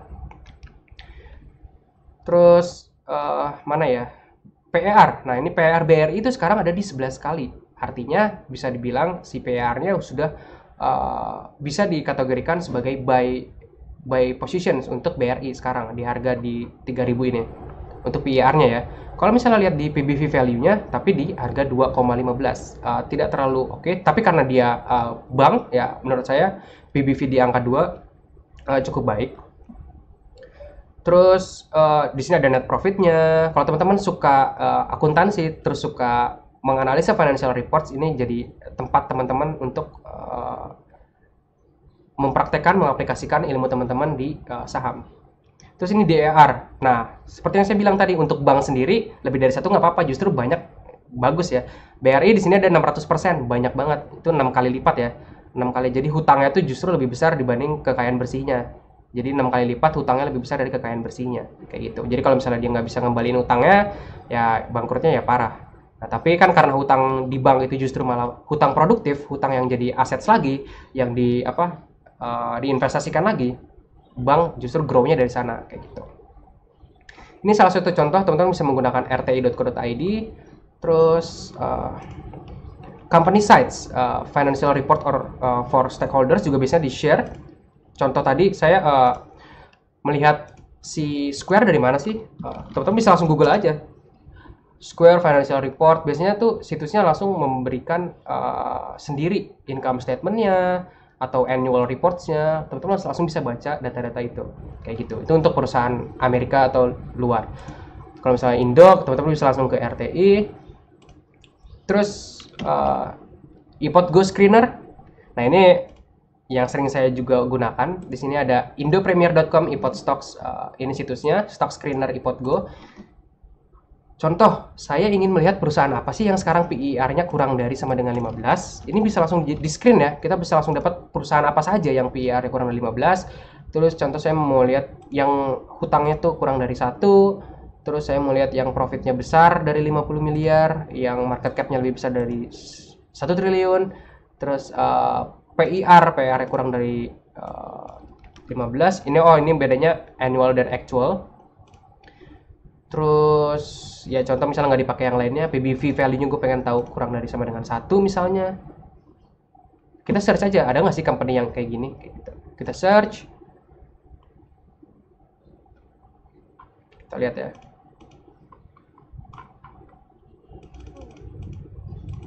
Kok nggak keluar? Stock screener result. Apakah nggak ada?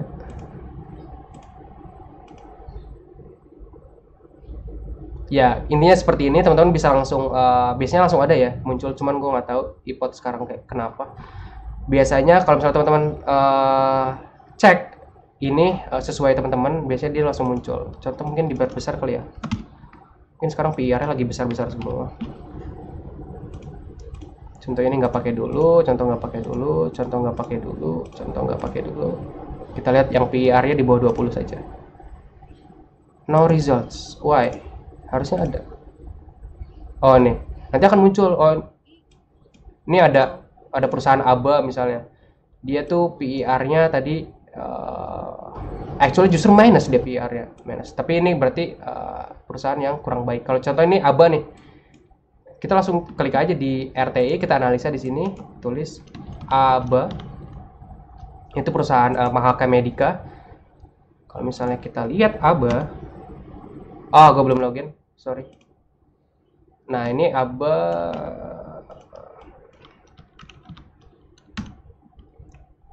Nah, kita lihat profiles ya. Kita lihat profilnya. Oh, ternyata perusahaannya justru merugi, teman-teman, dari 2015 sampai 2020. Nah, ini perusahaan yang nggak baik. Teman-teman mau nggak sih investasi di perusahaan yang justru merugi terus? Kan risikonya tinggi. Jadi teman-teman, oh enggak deh, ABA ini aku nggak invest, kayak gitu. Itu contoh salah satu teman-teman melihat data-data fundamental dari saham. Jadi bisa di screening dulu nih, yang kira-kira value-nya memenuhi apa yang teman-teman mau, yang market cap-nya berapa, PER-nya berapa, dan lain sebagainya. Gitu. Menggunakan iPod Go. Berikutnya toolsnya, Apa? Kalau misalnya PR-nya dia minus itu maksudnya gimana sih? Kalau misalnya PR-nya minus artinya PR kan ntar ya. Nih. Cuman ratio kan. Yep. Maksudnya bisa minus sih, bukannya mesti jadi 0,000 berapa, kenapa jadi minus? Berarti either si ininya earning per share-nya minus. Oh iya. Jadi dia justru sahamnya merugi jadi satu lembar saham tuh minus berapa, dari satu lembar tuh dia minus berapa rupiah kan tadi kalau dilihat kan di kuartal 1, kuartal 2, kuartal 3-nya ada minus 1, ada minus 2 dan lain sebagainya, artinya PER-nya pun jadi negatif. Nah itu sebenarnya kurang baik ya. Jadi PER Riz kan ini kurang dari 15 kan negatif justru kecil banget. Nah itu harusnya gue klik juga untuk PER positif ya. Oke ini thank you. Ini dicatat juga tuh teman-teman, cek PR yang positif tapi kurang dari 15. Ya 0 sampai 15. Harusnya dibuat range. Oke. Selain ipot gue bisa gunakan Stockbit. Ketika dia merah. Kenapa? Orang biasa beli saham ketika dia merah, nggak sih? Ketika dia lagi minus. Tapi dianggapnya kan bakal untung. Itu menurut gue salah satu mindset yang salah. Minusnya minus apa dulu nih? Kalau minus PER-nya, minus earning-nya, menurut gue salah satu mindset yang salah. Kalau misalnya ternyata justru merahnya itu adalah merah, harganya justru lagi murah-murah bangetnya, itu mungkin mindset yang cukup benar. Tapi tetap harus ditanyakan dulu, kenapa dia bisa murah banget? Bisa jadi si saham tersebut murah banget itu emang karena perusahaannya mau bangkrut gitu. Itu bisa. Orang-orang menjual karena dia takut. Oh ini perusahaan ini kemarin ada kasus kena OJK misalnya. Terus oke, perusahaannya kayaknya gue sell aja deh share gue di perusahaan ini. Orang-orang sell ketika menjual sharesnya di perusahaan tersebut, otomatis harganya akan drop terus. Kalau misalnya harganya drop terus, otomatis murah kan.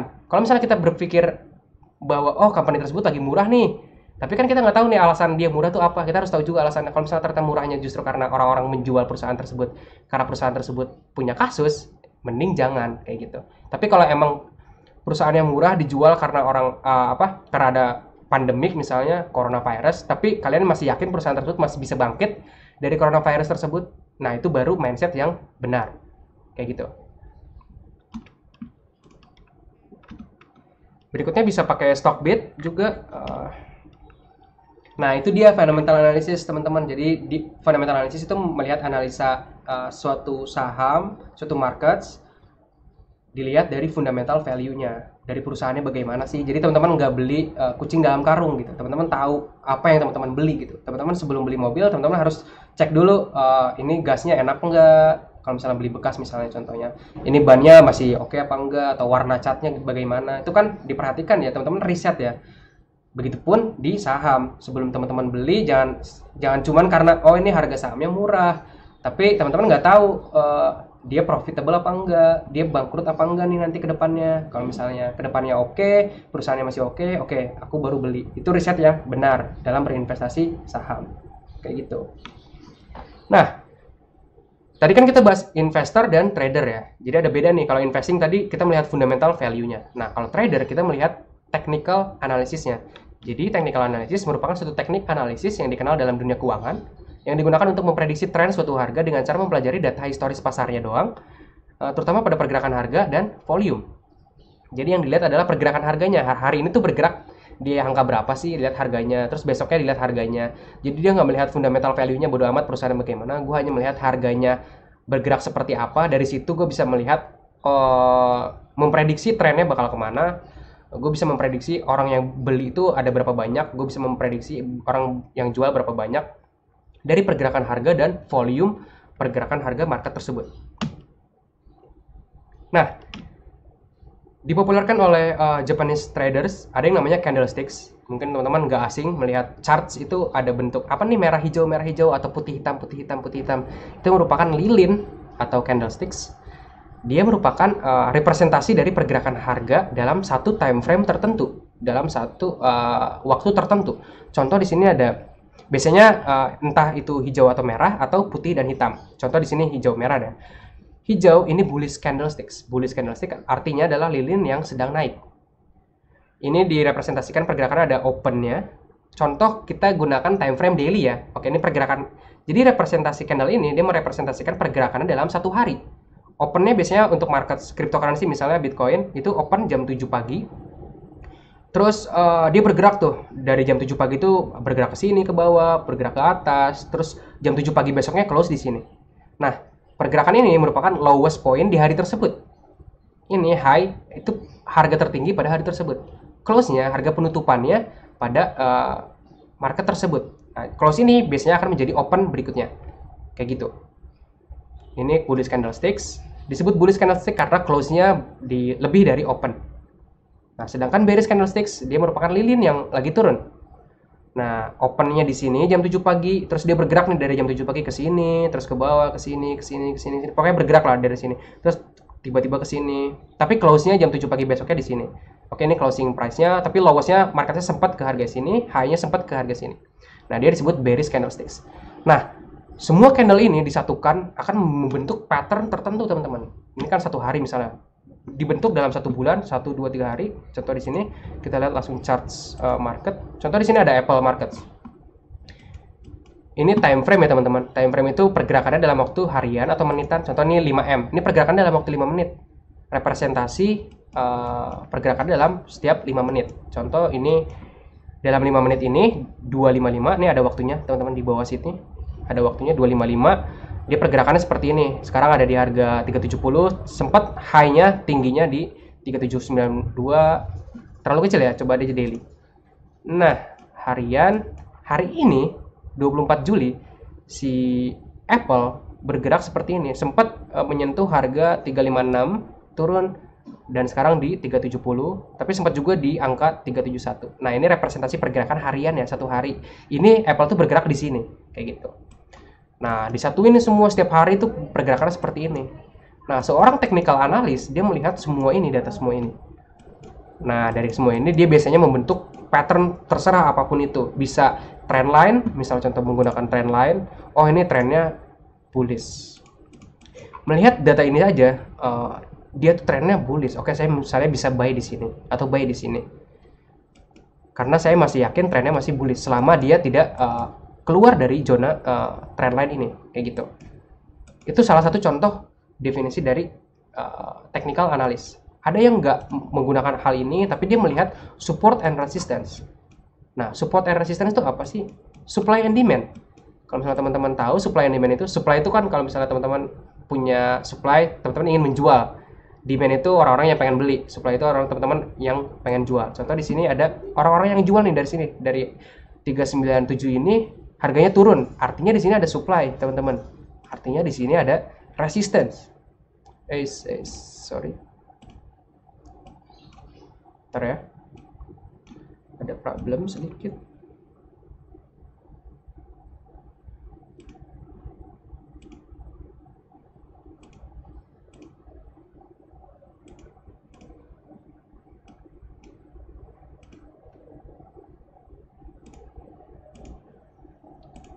Saya refresh dulu, reload.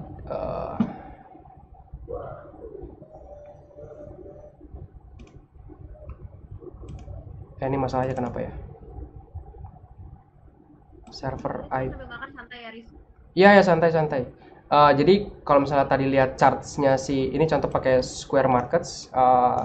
Sorry tadi sempat fail technical. Nah, ini dia sempat turun nih, teman-teman, di harga ini. Artinya di area sini tuh ada orang-orang yang menjual kayak gitu. Jadi ada supply. Oke, kita tandain sekarang di sini area supply. Artinya di sini ada area resistance. Nah, berikutnya justru ketika orang-orang beli, contoh di sini. Ketika harganya turun tapi di sini langsung naik. Artinya di sini ada orang-orang demand yang beli kayak gitu. Nah, analisis ini berarti sekarang gue melihat berarti ada area resistance supply dan area support, area demand, orang-orang beli kayak gitu. Nah, kalau misalnya ternyata harganya ke sini lagi, kembali ke sini ke demand ya, biasanya harganya kembali mantul, teman-teman. Kembali dibeli lagi karena di sini memiliki demand yang banyak.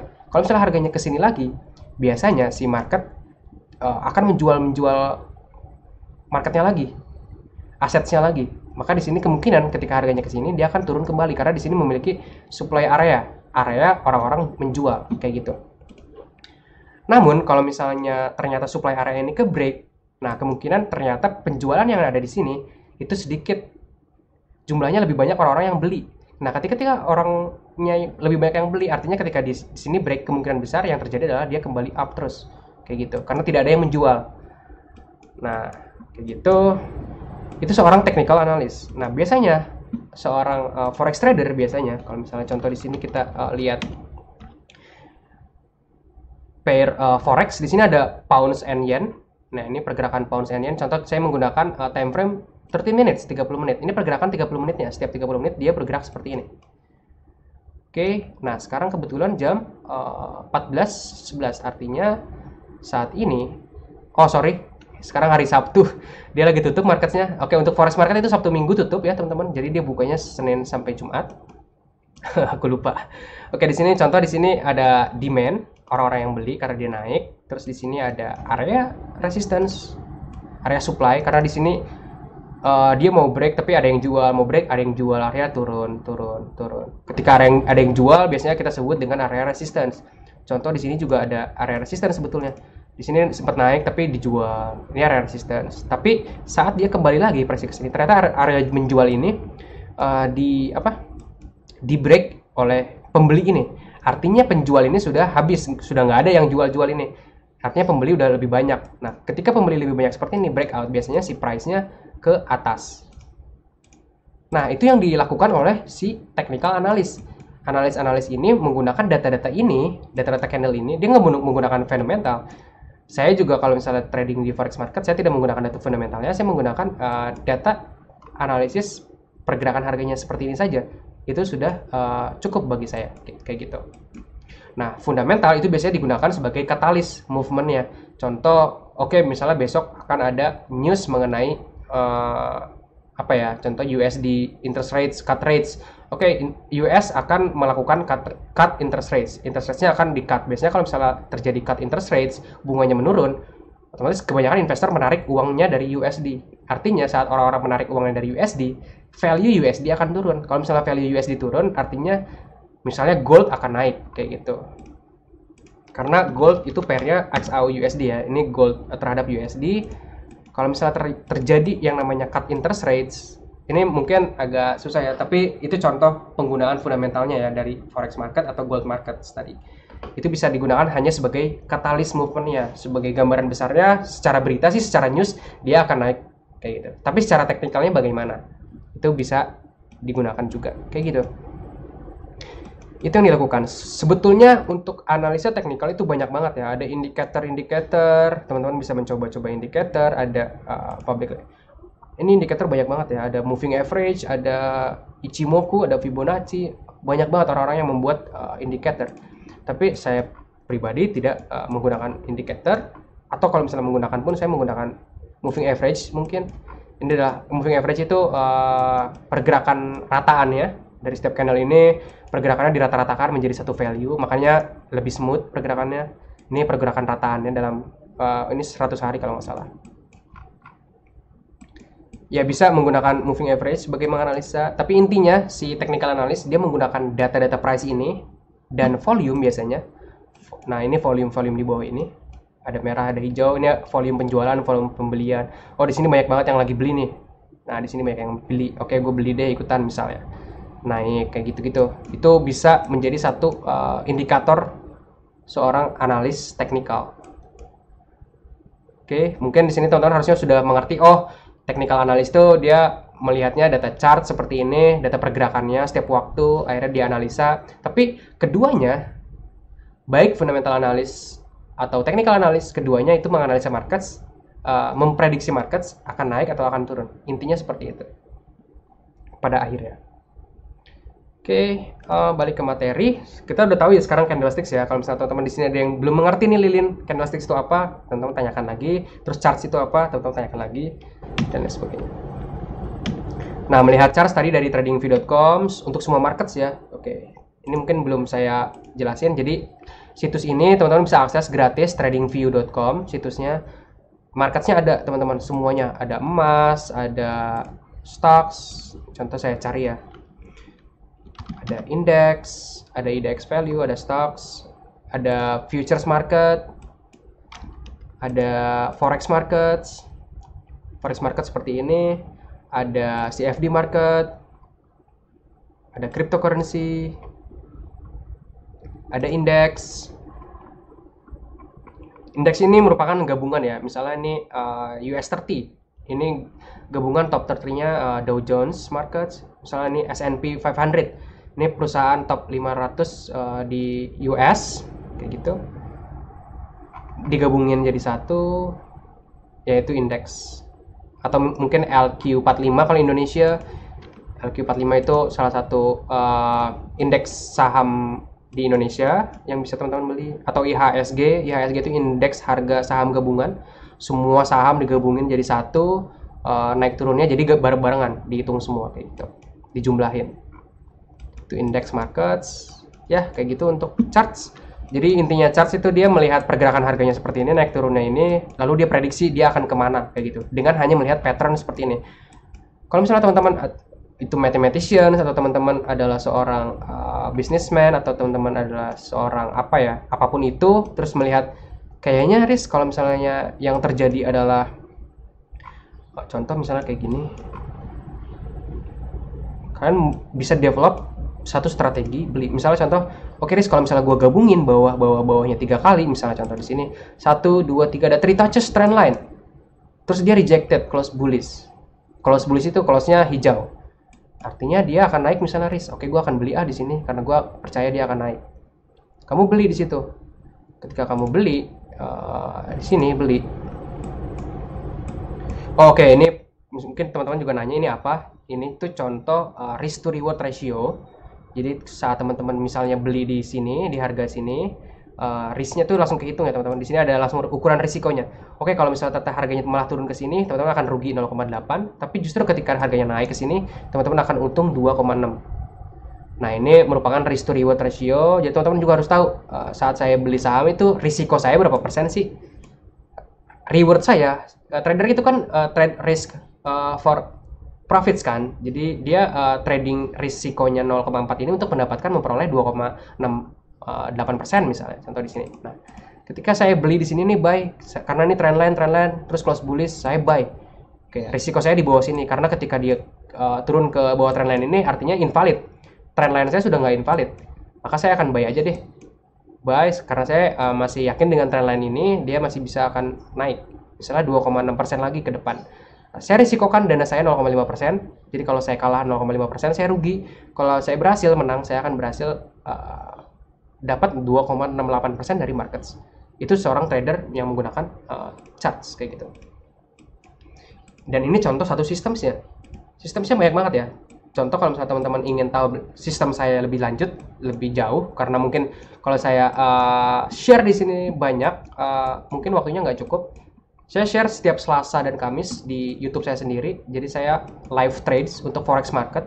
Jadi saya buat kasih tahu strategi saya trade buy di mana, sell di mana, kenapa alasannya, reasonnya. Pokoknya komplit strategi saya, sistem saya share, dan teman-teman yang nanya juga bisa nanya di sana. Itu ada di YouTube saya ya, di Aries Juangga YouTube channel. Kalau misalnya teman-teman kepo lebih lanjut, saya menganalisa market seperti apa gitu. Ini contoh chart. Yep. Motong buat materi slide-nya. Kita ada waktu 5 menit lagi, terus aku buka buat Q&A ya, Riz. Oke. Nah, udah ya, kita udah tahu fundamental technical. Bedanya apa? Fundamental ini metode mengevaluasi stocks tadi dengan menghitung, mengevaluasi nilai intrinsiknya. Terus bedanya technical sama fundamental itu, kalau technical dia menggunakan price and volume saja sebagai inputnya. Kedua metodenya digunakan untuk riset dan forecast future trends in stock prices. Nah, sekarang how to win in this game? Gimana cara menangnya? Sebenarnya ada 3 teman-teman. Good system or good strategy. Teman-teman harus define dulu strategi teman-teman untuk membeli. Oke, saya membeli saham itu kalau misalnya PER-nya kurang dari 15, PBV-nya kurang dari 1, NPM-nya lebih besar dari 20%, ROI-nya harus 1000 miliar. Itu harus teman-teman detailin strategi tersebut.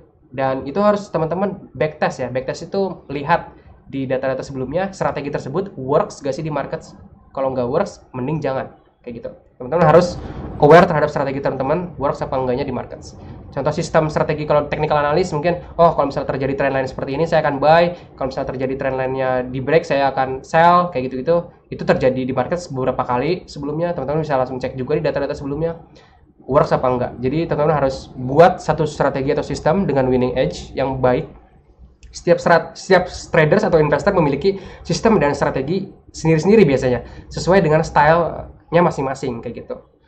Terus ada good risk management, teman-teman harus tahu risk manajemennya, manage risiko, jangan sampai teman-teman tiba-tiba investasi di asal-asalan, di manage minta ke orang terus minus 70%, minus 50%. Teman-teman harus tahu risikonya. Saat saya beli, saya ada cut loss-nya nih.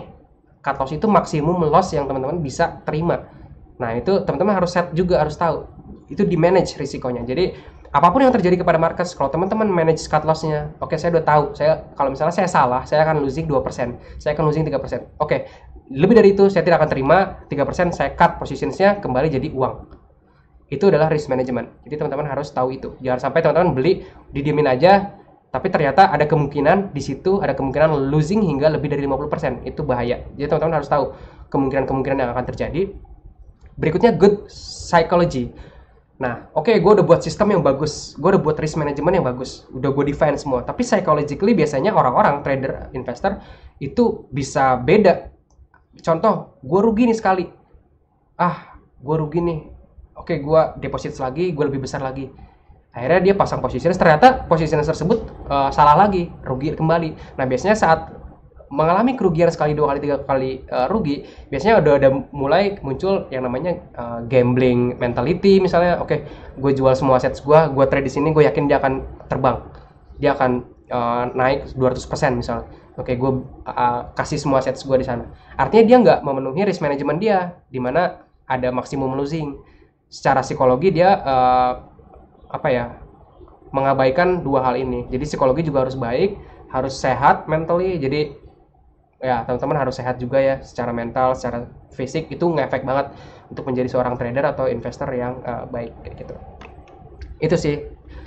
Nah, berikutnya saya akan jelaskan mengenai leverage. Ini simpel aja ya, gampang. Si Robert Kiyosaki yang nulis Rich Dad Poor Dad. Leverage is the reason some people become rich and others do not become rich. Jadi sebenarnya di financial markets kita bisa menggunakan leverage. Jadi contoh di forex markets tadi, walaupun kita hanya memiliki dana $100, sebenarnya kita bisa meleverage dana tersebut menjadi $100.000. Jadi kenaikan yang hanya kecil 0,1% itu kita juga bisa dapat profit yang tinggi.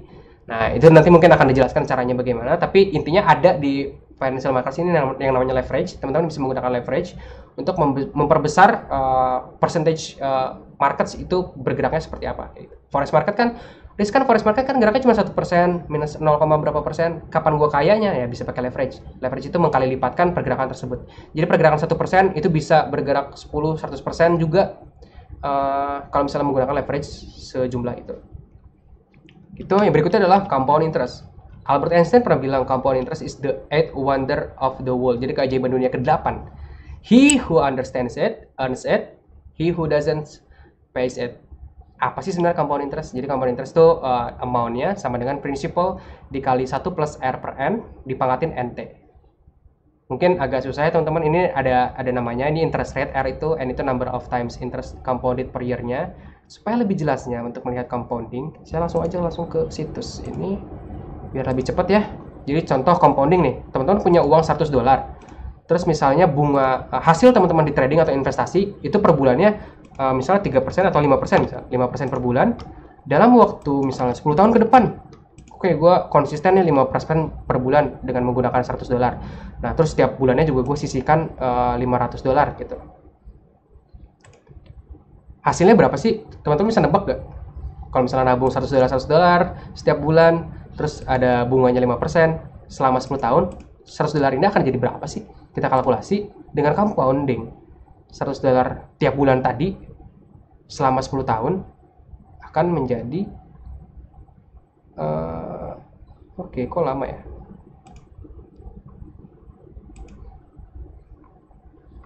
Why.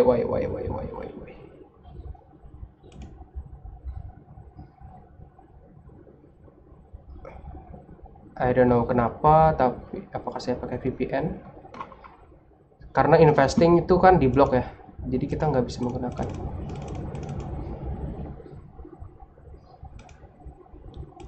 Kalau misalnya tidak pakai compound interest, saya langsung hitung sendiri aja ya manual. Misalnya kalau misalnya tertekan, bisa.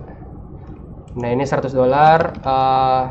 tiap bulan, contohnya teman-teman dari trading hasilnya 5% selama 10 tahun ke depan, compoundnya setiap bulan, dan setiap bulan juga teman-teman menambahkan $100, kita kalkulasikan akan menjadi 765.000 USD atau hampir $1 juta. Teman-teman mungkin, gue nabung $100 doang tiap bulan, seriusan bisa jadi segini dalam 10 tahun? Bisa, karena compounding. Kalau misalnya nggak pakai compounding, jadi intinya compounding itu kan gini teman-teman. Jadi teman-teman punya uang $100. Kalau misalnya di compound 100%, misalnya satu bulan 100% menjadi 200. Ketika bulan ke depan, karena udah jadi 200 ini menjadi 400. Dia naik lagi 100%, dia menjadi 800. Artinya, walaupun hanya $100 depositnya, tapi karena kenaikan 100% terus menerus di compounding, kenaikannya pertama $100 doang kenaikannya, tapi bulan berikutnya kenaikannya jadi $200, bulan berikutnya naik, jadi eksponensial peningkatannya. Itu si compounding bagusnya. Kalau misalnya nggak pakai compounding, $100 doang, dikalikan berapa nih? $100 berapa tadi? 10 tahun, 10 dikali 120 berarti ya? Dikali 120 bulan. Kalau nggak investasi, nggak ada return sama sekali, kita hanya cash nabung doang $100 tiap bulan, 100 kali 100 kali 100 terus sampai 120, artinya kita mendapat hanya sekitar 120 kali 100 atau sekitar $12.000. Ini penghasilan tanpa compounding dan tanpa investing. Kalau misalnya dengan investing dan compounding, teman-teman akan mencapai angka $765.000.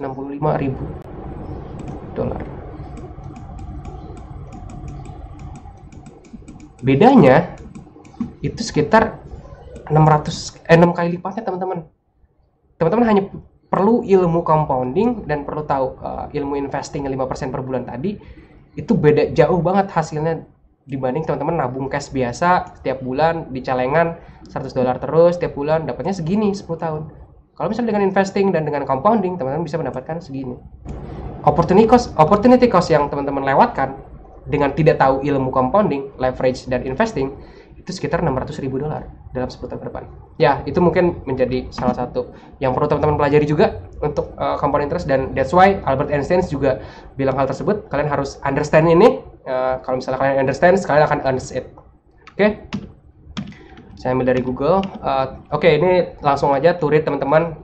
Jadi ini sudah selesai materinya, jadi saya langsung kasih aja beberapa hal yang bisa teman-teman baca next time setelah keluar dari webinar ini. Yang pertama adalah Intelligent Investor. Jadi sebelum teman-teman berinvestasi di saham, sangat banyak ilmu yang bermanfaat di buku ini, Intelligent Investor. Teman-teman cukup dengan membaca buku ini saja, saya yakin pasar saham manapun ya teman-teman bisa baik lah. Kalau misalnya teman-teman betul-betul mengerti buku ini. Ini direkomendasikan oleh Warren Buffett juga. Terus berikutnya ada Principles Ray Dalio. Ini prinsip dia dalam berinvestasi juga dijelasin. Si Ray, dia merupakan hedge fund manager dari Bridgewater, salah satu billionaire juga. And then kalau misalnya teman-teman ingin jadi seorang trader, baca buku ini, Trading in the Zone. Ini mengajarkan teman-teman untuk disiplin dan punya winning attitude dalam markets, yang nulis Mark Douglas. Berikutnya Naked Forex. Ini tadi forex, tapi teman-teman tidak menggunakan indikator atau menggambar apapun. Jadi lihatnya naked, lihat cuma lilin doang, teman-teman langsung bisa tahu dari lihat lilin aja dia marketnya akan naik apa turun membaca buku ini. Jadi dia langsung ngasih juga systems dia, trading systems dia yang bisa langsung diikutin oleh teman-teman si Naked Forex ini.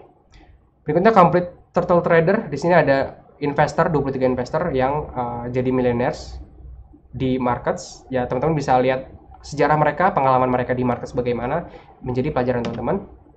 Nah, kalau teman-teman dari awal pengen trading forex, teman-teman bisa cek Currency Trading for Dummies. Ini benar-benar dari nol juga dibahas, dan ada definition terms-terms yang perlu teman-teman tahu. Ya ini mungkin buku yang cukup baik. Ini untuk saham, ini untuk trading, ya gitulah.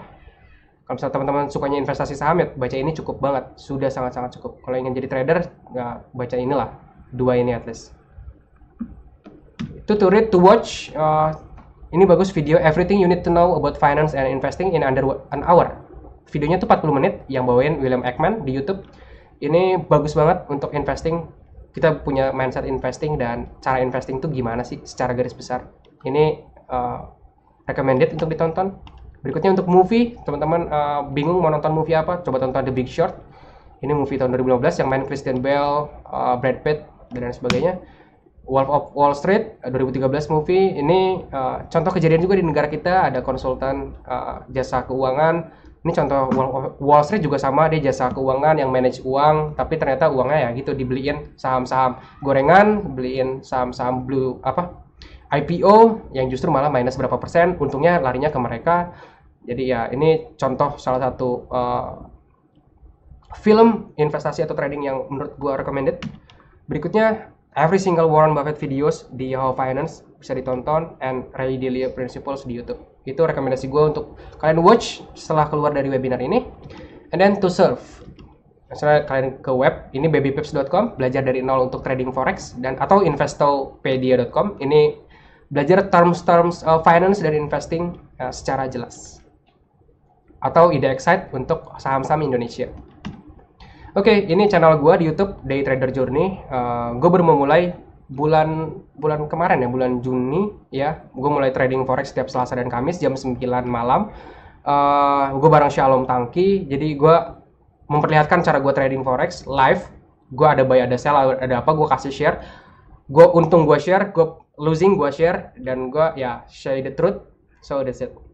Kalau misalnya kalian ingin jadi trader dan pengen tahu trader tuh kerjaannya ngapain, ya bisa join dan bisa langsung tanya. Ada Google Meet-nya juga, bisa gue share nanti. Oke. Kontak sosial media @aryasiwangga di Instagram, Telegram, Twitter, LinkedIn, dan lain sebagainya @aryasiwangga, semua sama semua. Jadi gampang banget teman-teman buat cari gue @aryasiwangga, langsung nemu. Kalau misalnya ada pertanyaan yang mendesak penting gue nggak jawab di sosial media, kalian coba email juga boleh, aryasiwangga@gmail.com. That's it for me. So thank you guys. Langsung masuk ke sesi Q&A mungkin.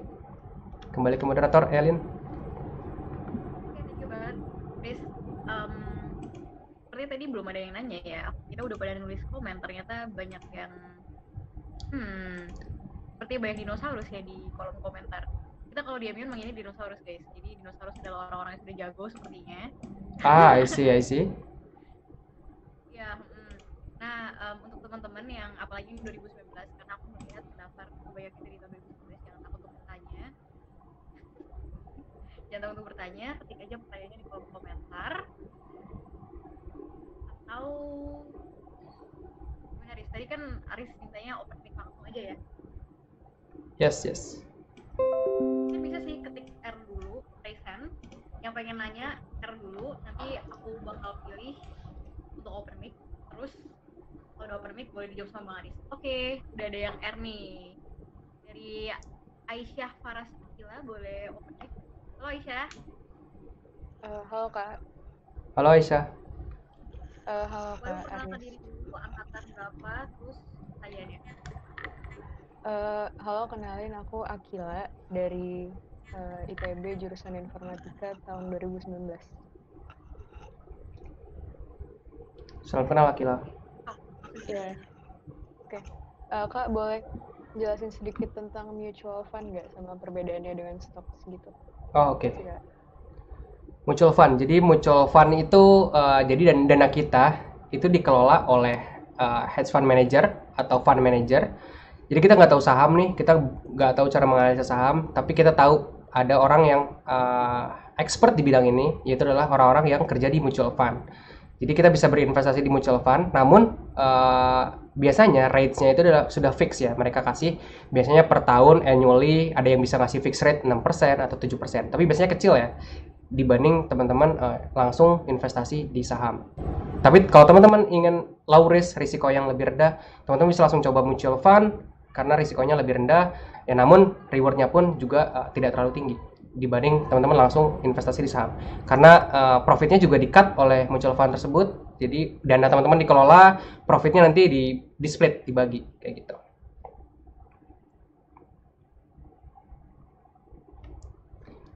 Begitu Aisyah.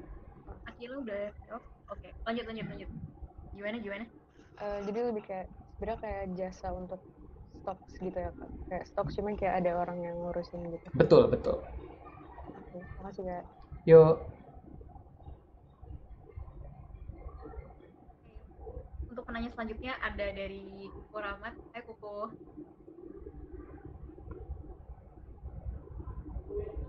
Halo. Hai Ku. Hai. Kenalin, saya Kuku. swasta. Eh, Pinanya aja kan akhir-akhir ini lagi ada kasus tuh yang investment management terus kacau kan. Ya Nah, betul. terus ada itu nggak sih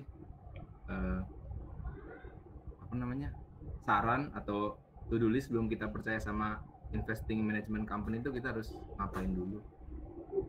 Oke. Udah, boleh jawab sekarang? Oke, jadi saran saya sebelum teman-teman tadi memilih entah itu jasa konsultan finance atau mutual fund dan lain sebagainya, sebetulnya ada license untuk para fund manager, teman-teman. Contoh license-nya adalah teman-teman punya chartered holder atau CFA atau punya CFP, Chartered Financial Planner. At least indikatornya itu dulu. Kalau misalnya teman-teman ingin di manage uang ya, teman-teman harus tanya dulu, kamu punya sertifikasi apa di dunia keuangan. Kalau misalnya punya CFA, biasanya dia punya professional knowledge di dunia investasi, dia punya ethics profesional di dunia investasi, jadi teman-teman bisa langsung percaya. Nah, kalau misalnya investasi jasa keuangan yang teman-teman dengar sebelum-sebelum ini, kalau saya search di LinkedIn, semuanya tidak ada yang memiliki CFA charter holder dan tidak ada yang memiliki CFP. Jadi, menurut saya justru professional knowledge-nya, special knowledge-nya di dunia investasi, menurut saya tidak ada kayak gitu. Jadi yang perlu diperhatikan adalah kualifikasi orang yang memanage uang teman-teman kayak gimana. Pertama itu, terus kedua mungkin dilihat juga kontraknya ya. Ada yang memberikan fixed return rates berapa persen atau biasanya agak gila ngasihnya 100% per hari atau 50% per hari. Seperti teman-teman lihat tadi di compound interest, 5% per bulan saja sudah bisa membuat teman-teman cepat kaya, bisa 600 USD misalnya, 600.000 USD. Itu dengan returns yang stable, kecil, 5% per bulan. Kalau misalnya ada yang memberikan lebih dari itu misalnya per bulan, contoh 30% per bulan atau 40% per bulan, itu sudah melewati bank misalnya atau mutual fund manapun, itu teman-teman harus sudah skeptis. Jadi jangan gampang tergiur dengan keuntungan yang tinggi atau get rich quick, bisa dibilang, lu mau kaya cepet gak investasi di gua karena returns-nya 100% nih per bulan. Nah, itu teman-teman harus sudah skeptis, kecuali kalau dia memberikan strategi, sistem, sertifikasi yang jelas atau proven record yang jelas. Oke, gua udah pernah buy sell menggunakan strategi ini, lu lihat datanya dari 1 sampai 10 tahun ke belakang seperti ini, itu mungkin boleh, tapi tetap harus skeptis. Kalau bisa teman-teman cek sertifikasinya dan lain sebagainya, karena menurut saya jasa keuangan, jasa konsultan kayak gitu nggak bisa serta-merta memanage uang, harus memiliki license. That's why OJK atau Satgas Investasi langsung menutup jasa konsultan tersebut karena emang dia tidak memiliki license dan menimbulkan kegaduhan. Investment industry is about trust. Kalau misalnya trustnya udah kena, udah hilang, udah kita rusak, industrinya rusak. That's why OJK juga harus turun tangan kayak gitu. Apakah ada tanggapan? Thank you. Cukup jelas. Thank you Kuku pertanyaannya. Lanjut lagi buat Hagatha Ginting, boleh buka mic-nya. Halo. Halo Hagatha. Silahkan memperkenalkan diri dulu baru bertanya. Perkenalkan, nama saya Hagatha, saya dari kedokteran Undip. Hai. Saya mau nanya. Jadi kan gini Kak, saya kan kalau trading, saya mau nanya lebih ke chart sih. Kayak chart itu kan apalagi misalnya mahasiswa kan budget nih, kayak saya ngalokasiin uang paling 1 juta sebulan terus sekitar segitu. Terus kan untuk chart kayak saya sebisa mungkin nyari yang gratis. Tapi kadang kan ada chart yang premium atau apa, itu kayak indikator-indikator yang hanya dikasih waktu beli yang premium itu ngaruh banget nggak sih ke kita tradingnya? Kayak apakah memang kayak harus beli yang premium atau yang berbayar kayak chart Stockbit yang berbayar, atau dengan yang gratis pun sebenarnya bisa nggak sih Kak? Atau kalau misalnya bisa, rekomendasi Kakak kalau untuk chartnya yang gratis dulu tuh yang mana ya Kak? Oke. Terima kasih pertanyaannya Hagatha Ginting. Bagus. Saya personally, saya menggunakan situs-situs gratis, indikator gratis, nggak ada yang menggunakan premium. Dan itu cukup bagi saya.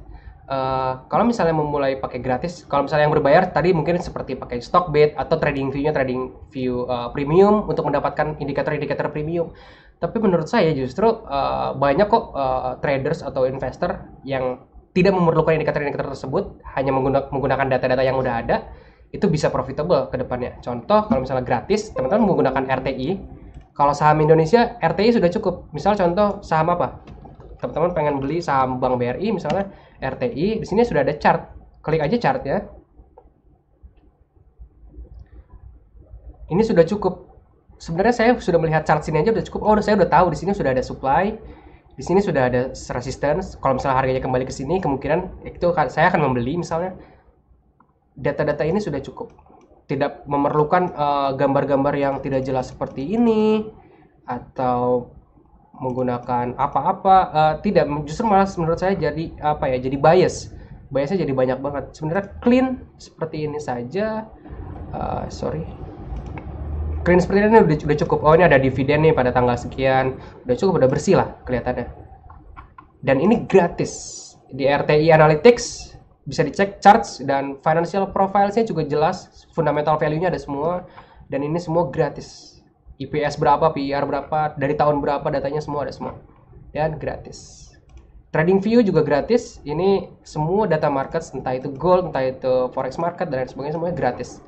Dan seperti ini saja sudah cukup untuk menganalisa market sebetulnya, Bro Hagata, kayak gitu. Ada tanggapan? Hagata, apakah udah terjawab? Oh ya Kak, kalau untuk TradingView bukannya IDX-nya delay 20 menit ya Kak? Kalau Indonesia pakai yang RTI aja ya Kak ya? Iya, Indonesia pakai RTI, kalau market lain yang luar bisa pakai TradingView. Oke Kak, siap Kak. Terima Ya. kasih. Ya, sama-sama.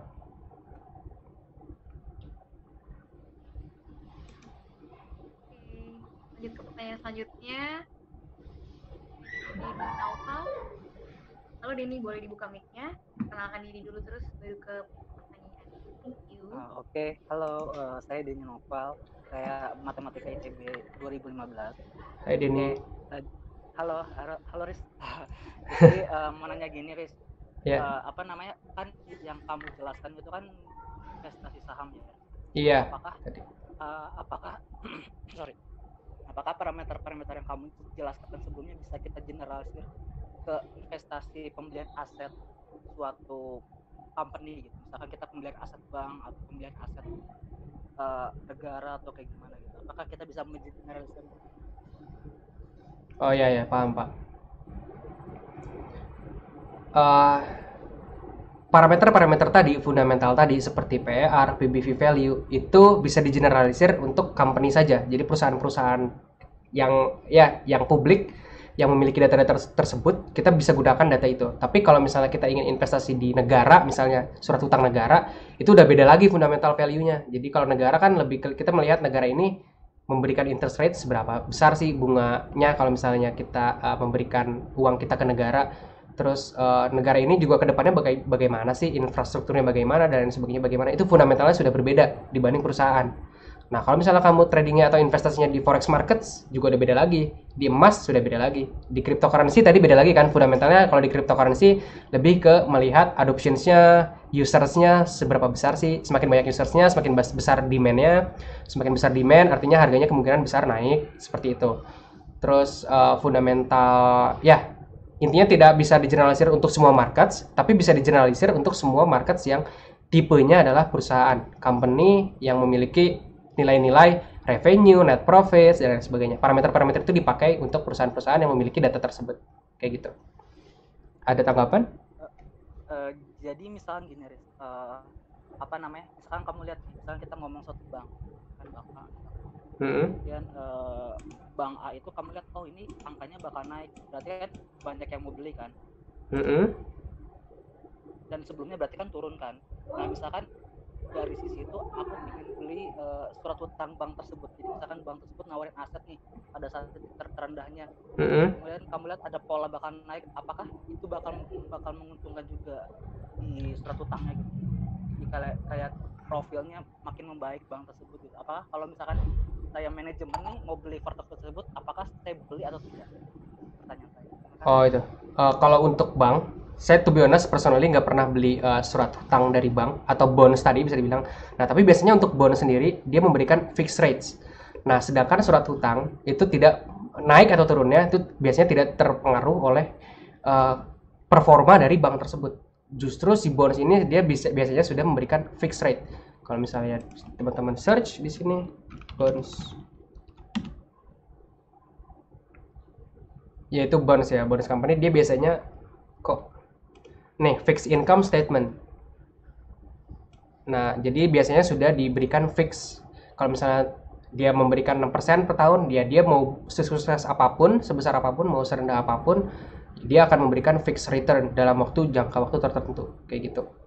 Itu untuk bonus sih. Dan saya to be honest personally nggak pernah investasi di fixed income, ya saya investasi di stocks atau trading di forex markets. Oke, terima kasih Arif. Terima kasih Denny pertanyaannya. Ini sebelum Hagatha Ginting ada Marisa tuh, Marisa Sharon. Katanya nggak jadi kak, udah ditanyain sama Kuku. Oh oke. Gitu ya berarti ke Shalom. Shalom dan Kilisan boleh perkenalkan diri terus langsung lanjut ke pertanyaannya. Halo Shalom. Hai, halo, suara gue jelas ya? Jelas. Gue alumni lah. Gue mau nanya lu, Riz. Mm-hmm. Kasih gue ini dong. Kira-kira LQ45 yang dividennya asik apa aja? Kira-kira yang jadi pilihan lu gitu kan?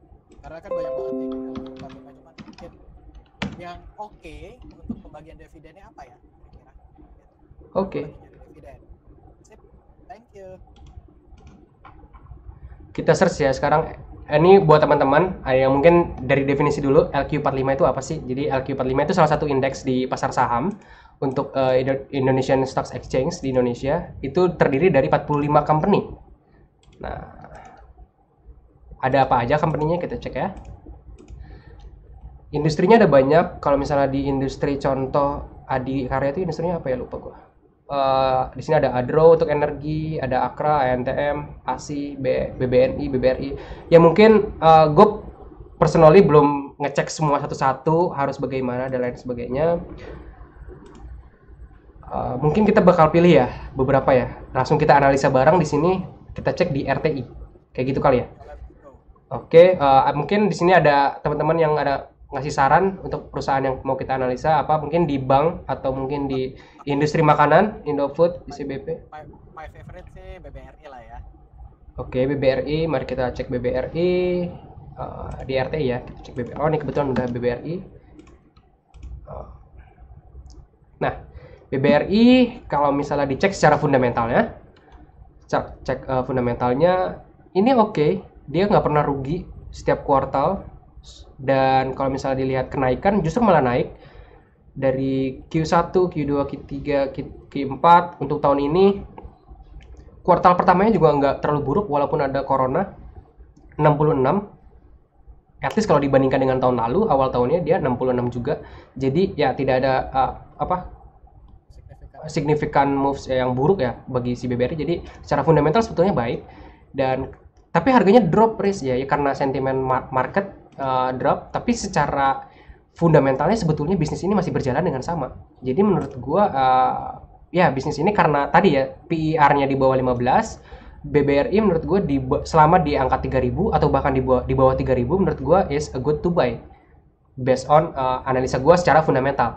Kalau misalnya secara analytical ya mungkin lu udah lebih paham lah untuk analisis. Ya jadi teman-teman, ini Shalom adalah merupakan teman gua live juga di YouTube untuk technical analysis.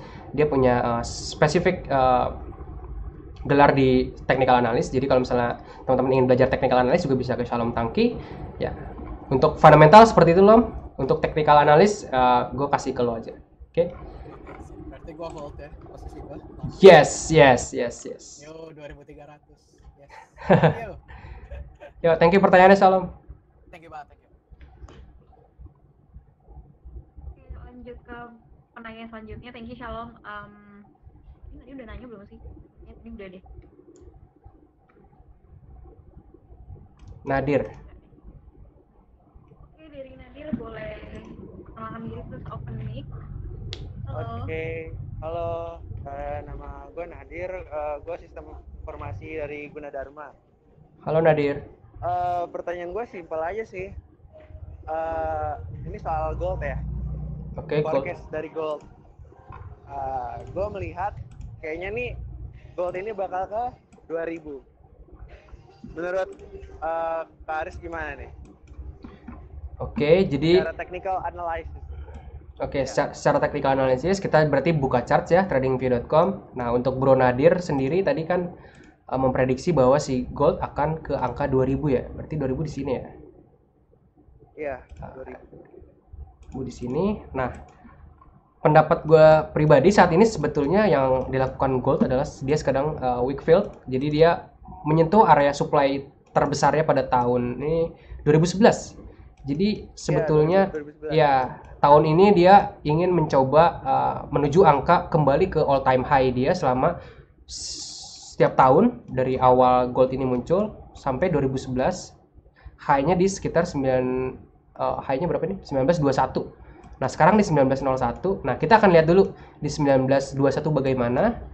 Saya pribadi masih belum terlalu yakin dia akan ke angka 2000 dulu sebelum dia bisa melewati angka 1921-an ini. Kayak gitu. Selama dia masih berada di bawah angka high ini, all time high gold, saya masih belum yakin dia bisa ke angka 2000. Kalau misalnya udah melewati angka 19 high-nya ini 1921, kemungkinan ya dia bisa mungkin ke 2000 atau bahkan mungkin lebih. Itu untuk gold market. Secara fundamental value selama kita kalau misalnya ternyata krisis ini terus berjalan lebih lanjut, terus Amerika itu kurang baik manajemennya dan lain sebagainya, negaranya nggak terlalu oke, nggak kuat, dan ya kemungkinan US value akan drop dan gold value akan up. Biasanya kalau ada yang terjadi kerusuhan dan lain sebagainya selama di negara di US selama itu biasanya gold akan naik. Itu yang saya lihat secara fundamental dan secara analitikal. Untuk ke angka 2000 menunggu dulu dia bisa break 1921. Itu Bro Nadir. Oke, thank you. Thank you pertanyaannya Bro Nadir. Oke, thank you pertanyaannya. Lanjut lagi, mungkin last question banget nih karena udah mau jam 3. Dari Fernaldi Reza, boleh dibuka.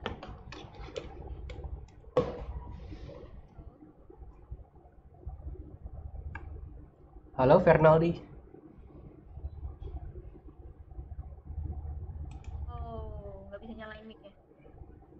Oh oke, nggak apa-apa, di chat aja, gue baca kok. Tapi diketik aja.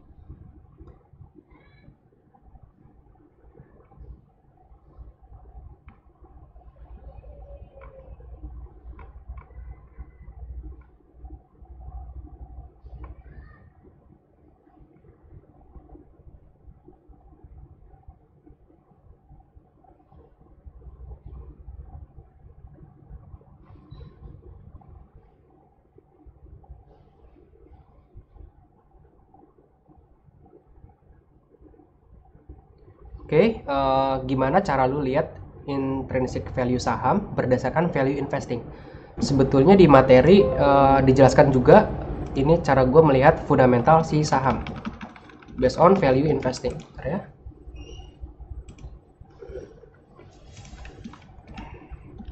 Nah, value investing itu berarti kita berinvestasi based on fundamental value-nya. Yang gue lihat adalah ya ini 6 ini yang sudah dijelaskan ya tadi. Value investing gua. Jadi dilihat dulu manajemennya bagaimana, prospek ke depannya bagaimana, terus laba perusahaannya bagaimana dengan menghitung rasio NPM dan ROI perusahaan tersebut. Terus labanya bagaimana kalau misalnya bertumbuh, oke. Terus valuasi PER dan PBV-nya gimana. Ini udah dijelaskan juga ya secara detail. Kalau misalnya mau nonton lagi mungkin nanti videonya bakal di-share juga atau ini nanti slide-nya juga bakal di-share oleh moderator. Terus DER-nya juga bagaimana. Nah, untuk melihat ini data-data ini bisa menggunakan RTI kembali. RTI kita lihat aja sahamnya apa, misalnya BBRI, klik profiles, di sini sudah muncul earning per share-nya setiap tahun dari tahun 2015 hingga sekarang dan setiap quarter-nya bagaimana earning per share. Jadi ini per lembarnya ya. Satu lembar tuh BRI menghasilkan profit sebesar Rp50. Nah, tapi sebetulnya sekarang jumlah lembar ada berapa ya? Nah, ini number of shares-nya ada 1, 2, 3 miliaran lembar kayak gitu. Ini EPS earning per share totalnya per tahun. Terus ini DPS itu dividend per shares. Terus ya ini yang aku lihat juga PER-nya, price earning ratio, dan PBV-nya, price book value, ROE-nya, DER-nya, debt equity ratio. Kalau bank mungkin nggak dilihat, lebih dilihat ROE-nya. Terus NPM juga, NPM di mana ya NPM? Ya ini NPM 21 ya. Angka-angka ini yang aku lihat untuk value investing di saham. Ya itu Bro Fernaldi. Follow-up question-nya, Riz. Menurut lu gimana kalau pakai teori bisa? Teori Mizrahi, to be honest gue baru mendengar teori Mizrahi. Jadi mari kita baca dulu teori Mizrahi itu apa. Gue personally baru dengar, sumpah, teori Mizrahi. Atau mungkin bisa dijelaskan dulu definisi dari teori Mizrahi mungkin oleh Bro.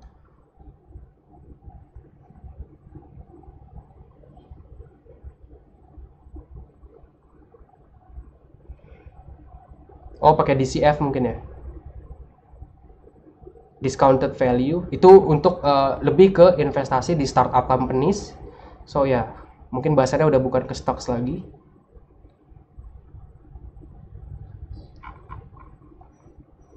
Itu bro. Untuk Bro Fernaldi Reza, ya, iya pakai DCF, ngitung sama tingkat bunga negara. Personally untuk value investing saya nggak pakai itu, jadi ya. Kalau misalnya ngitung tingkat interest rates negara kita, intinya semakin bagus interest rates negara kita, artinya negara kita di angka yang kuat. Dan biasanya kalau misalnya interest rates-nya besar, bunganya besar, artinya bentar.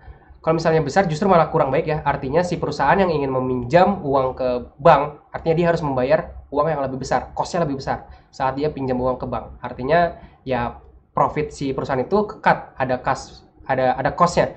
So ya itu mungkin mengubah sedikit growth dari si perusahaannya. Jadi sebetulnya semakin rendah interest rates bagus untuk perusahaan, ya. Tapi saya personally nggak melihat itu secara langsung correlation yang secara ngaruh banget, nggak terlalu, karena interest rates itu perubahannya nggak terlalu signifikan menurut saya. Kecuali mungkin nanti akan terjadi resesi atau kerusuhan yang betul-betul yang terjadi seperti di 97, atau ya kalau misalnya masih seperti ini ya tidak ada apa ya, yang saya lihat tadi sih lebih ke value investing tadi, PER, PBV dan lain sebagainya. Itu Bro Fernaldi.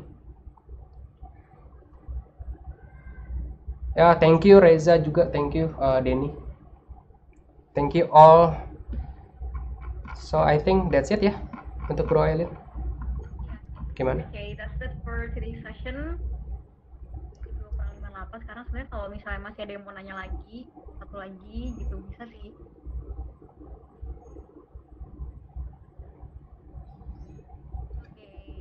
Sama-sama. Ya mungkin karena waktu video thank you banget untuk Bang Aris Ya. Bawakan materi hari ini. Thank you banget untuk teman-teman semua. Kalau misalnya ada salah kata dari aku atau dari Bang Aris ini, Ya, maafin ya guys, maafin. thank you so much. It has been a very fun session. Aku suka banget kalian semua interaktif dan juga hari ini semangat banget ya kayaknya, dan aku merasa aku belajar banyak banget dari Bang Aris. If you guys have further questions, bisa langsung lanjut ke Bang Aris sendiri. Yep. Jawabin Bang Aris. And okay, alright, that's it for today's Jim Talk. Thank you very much, and we'll see you on the next Jim Talk.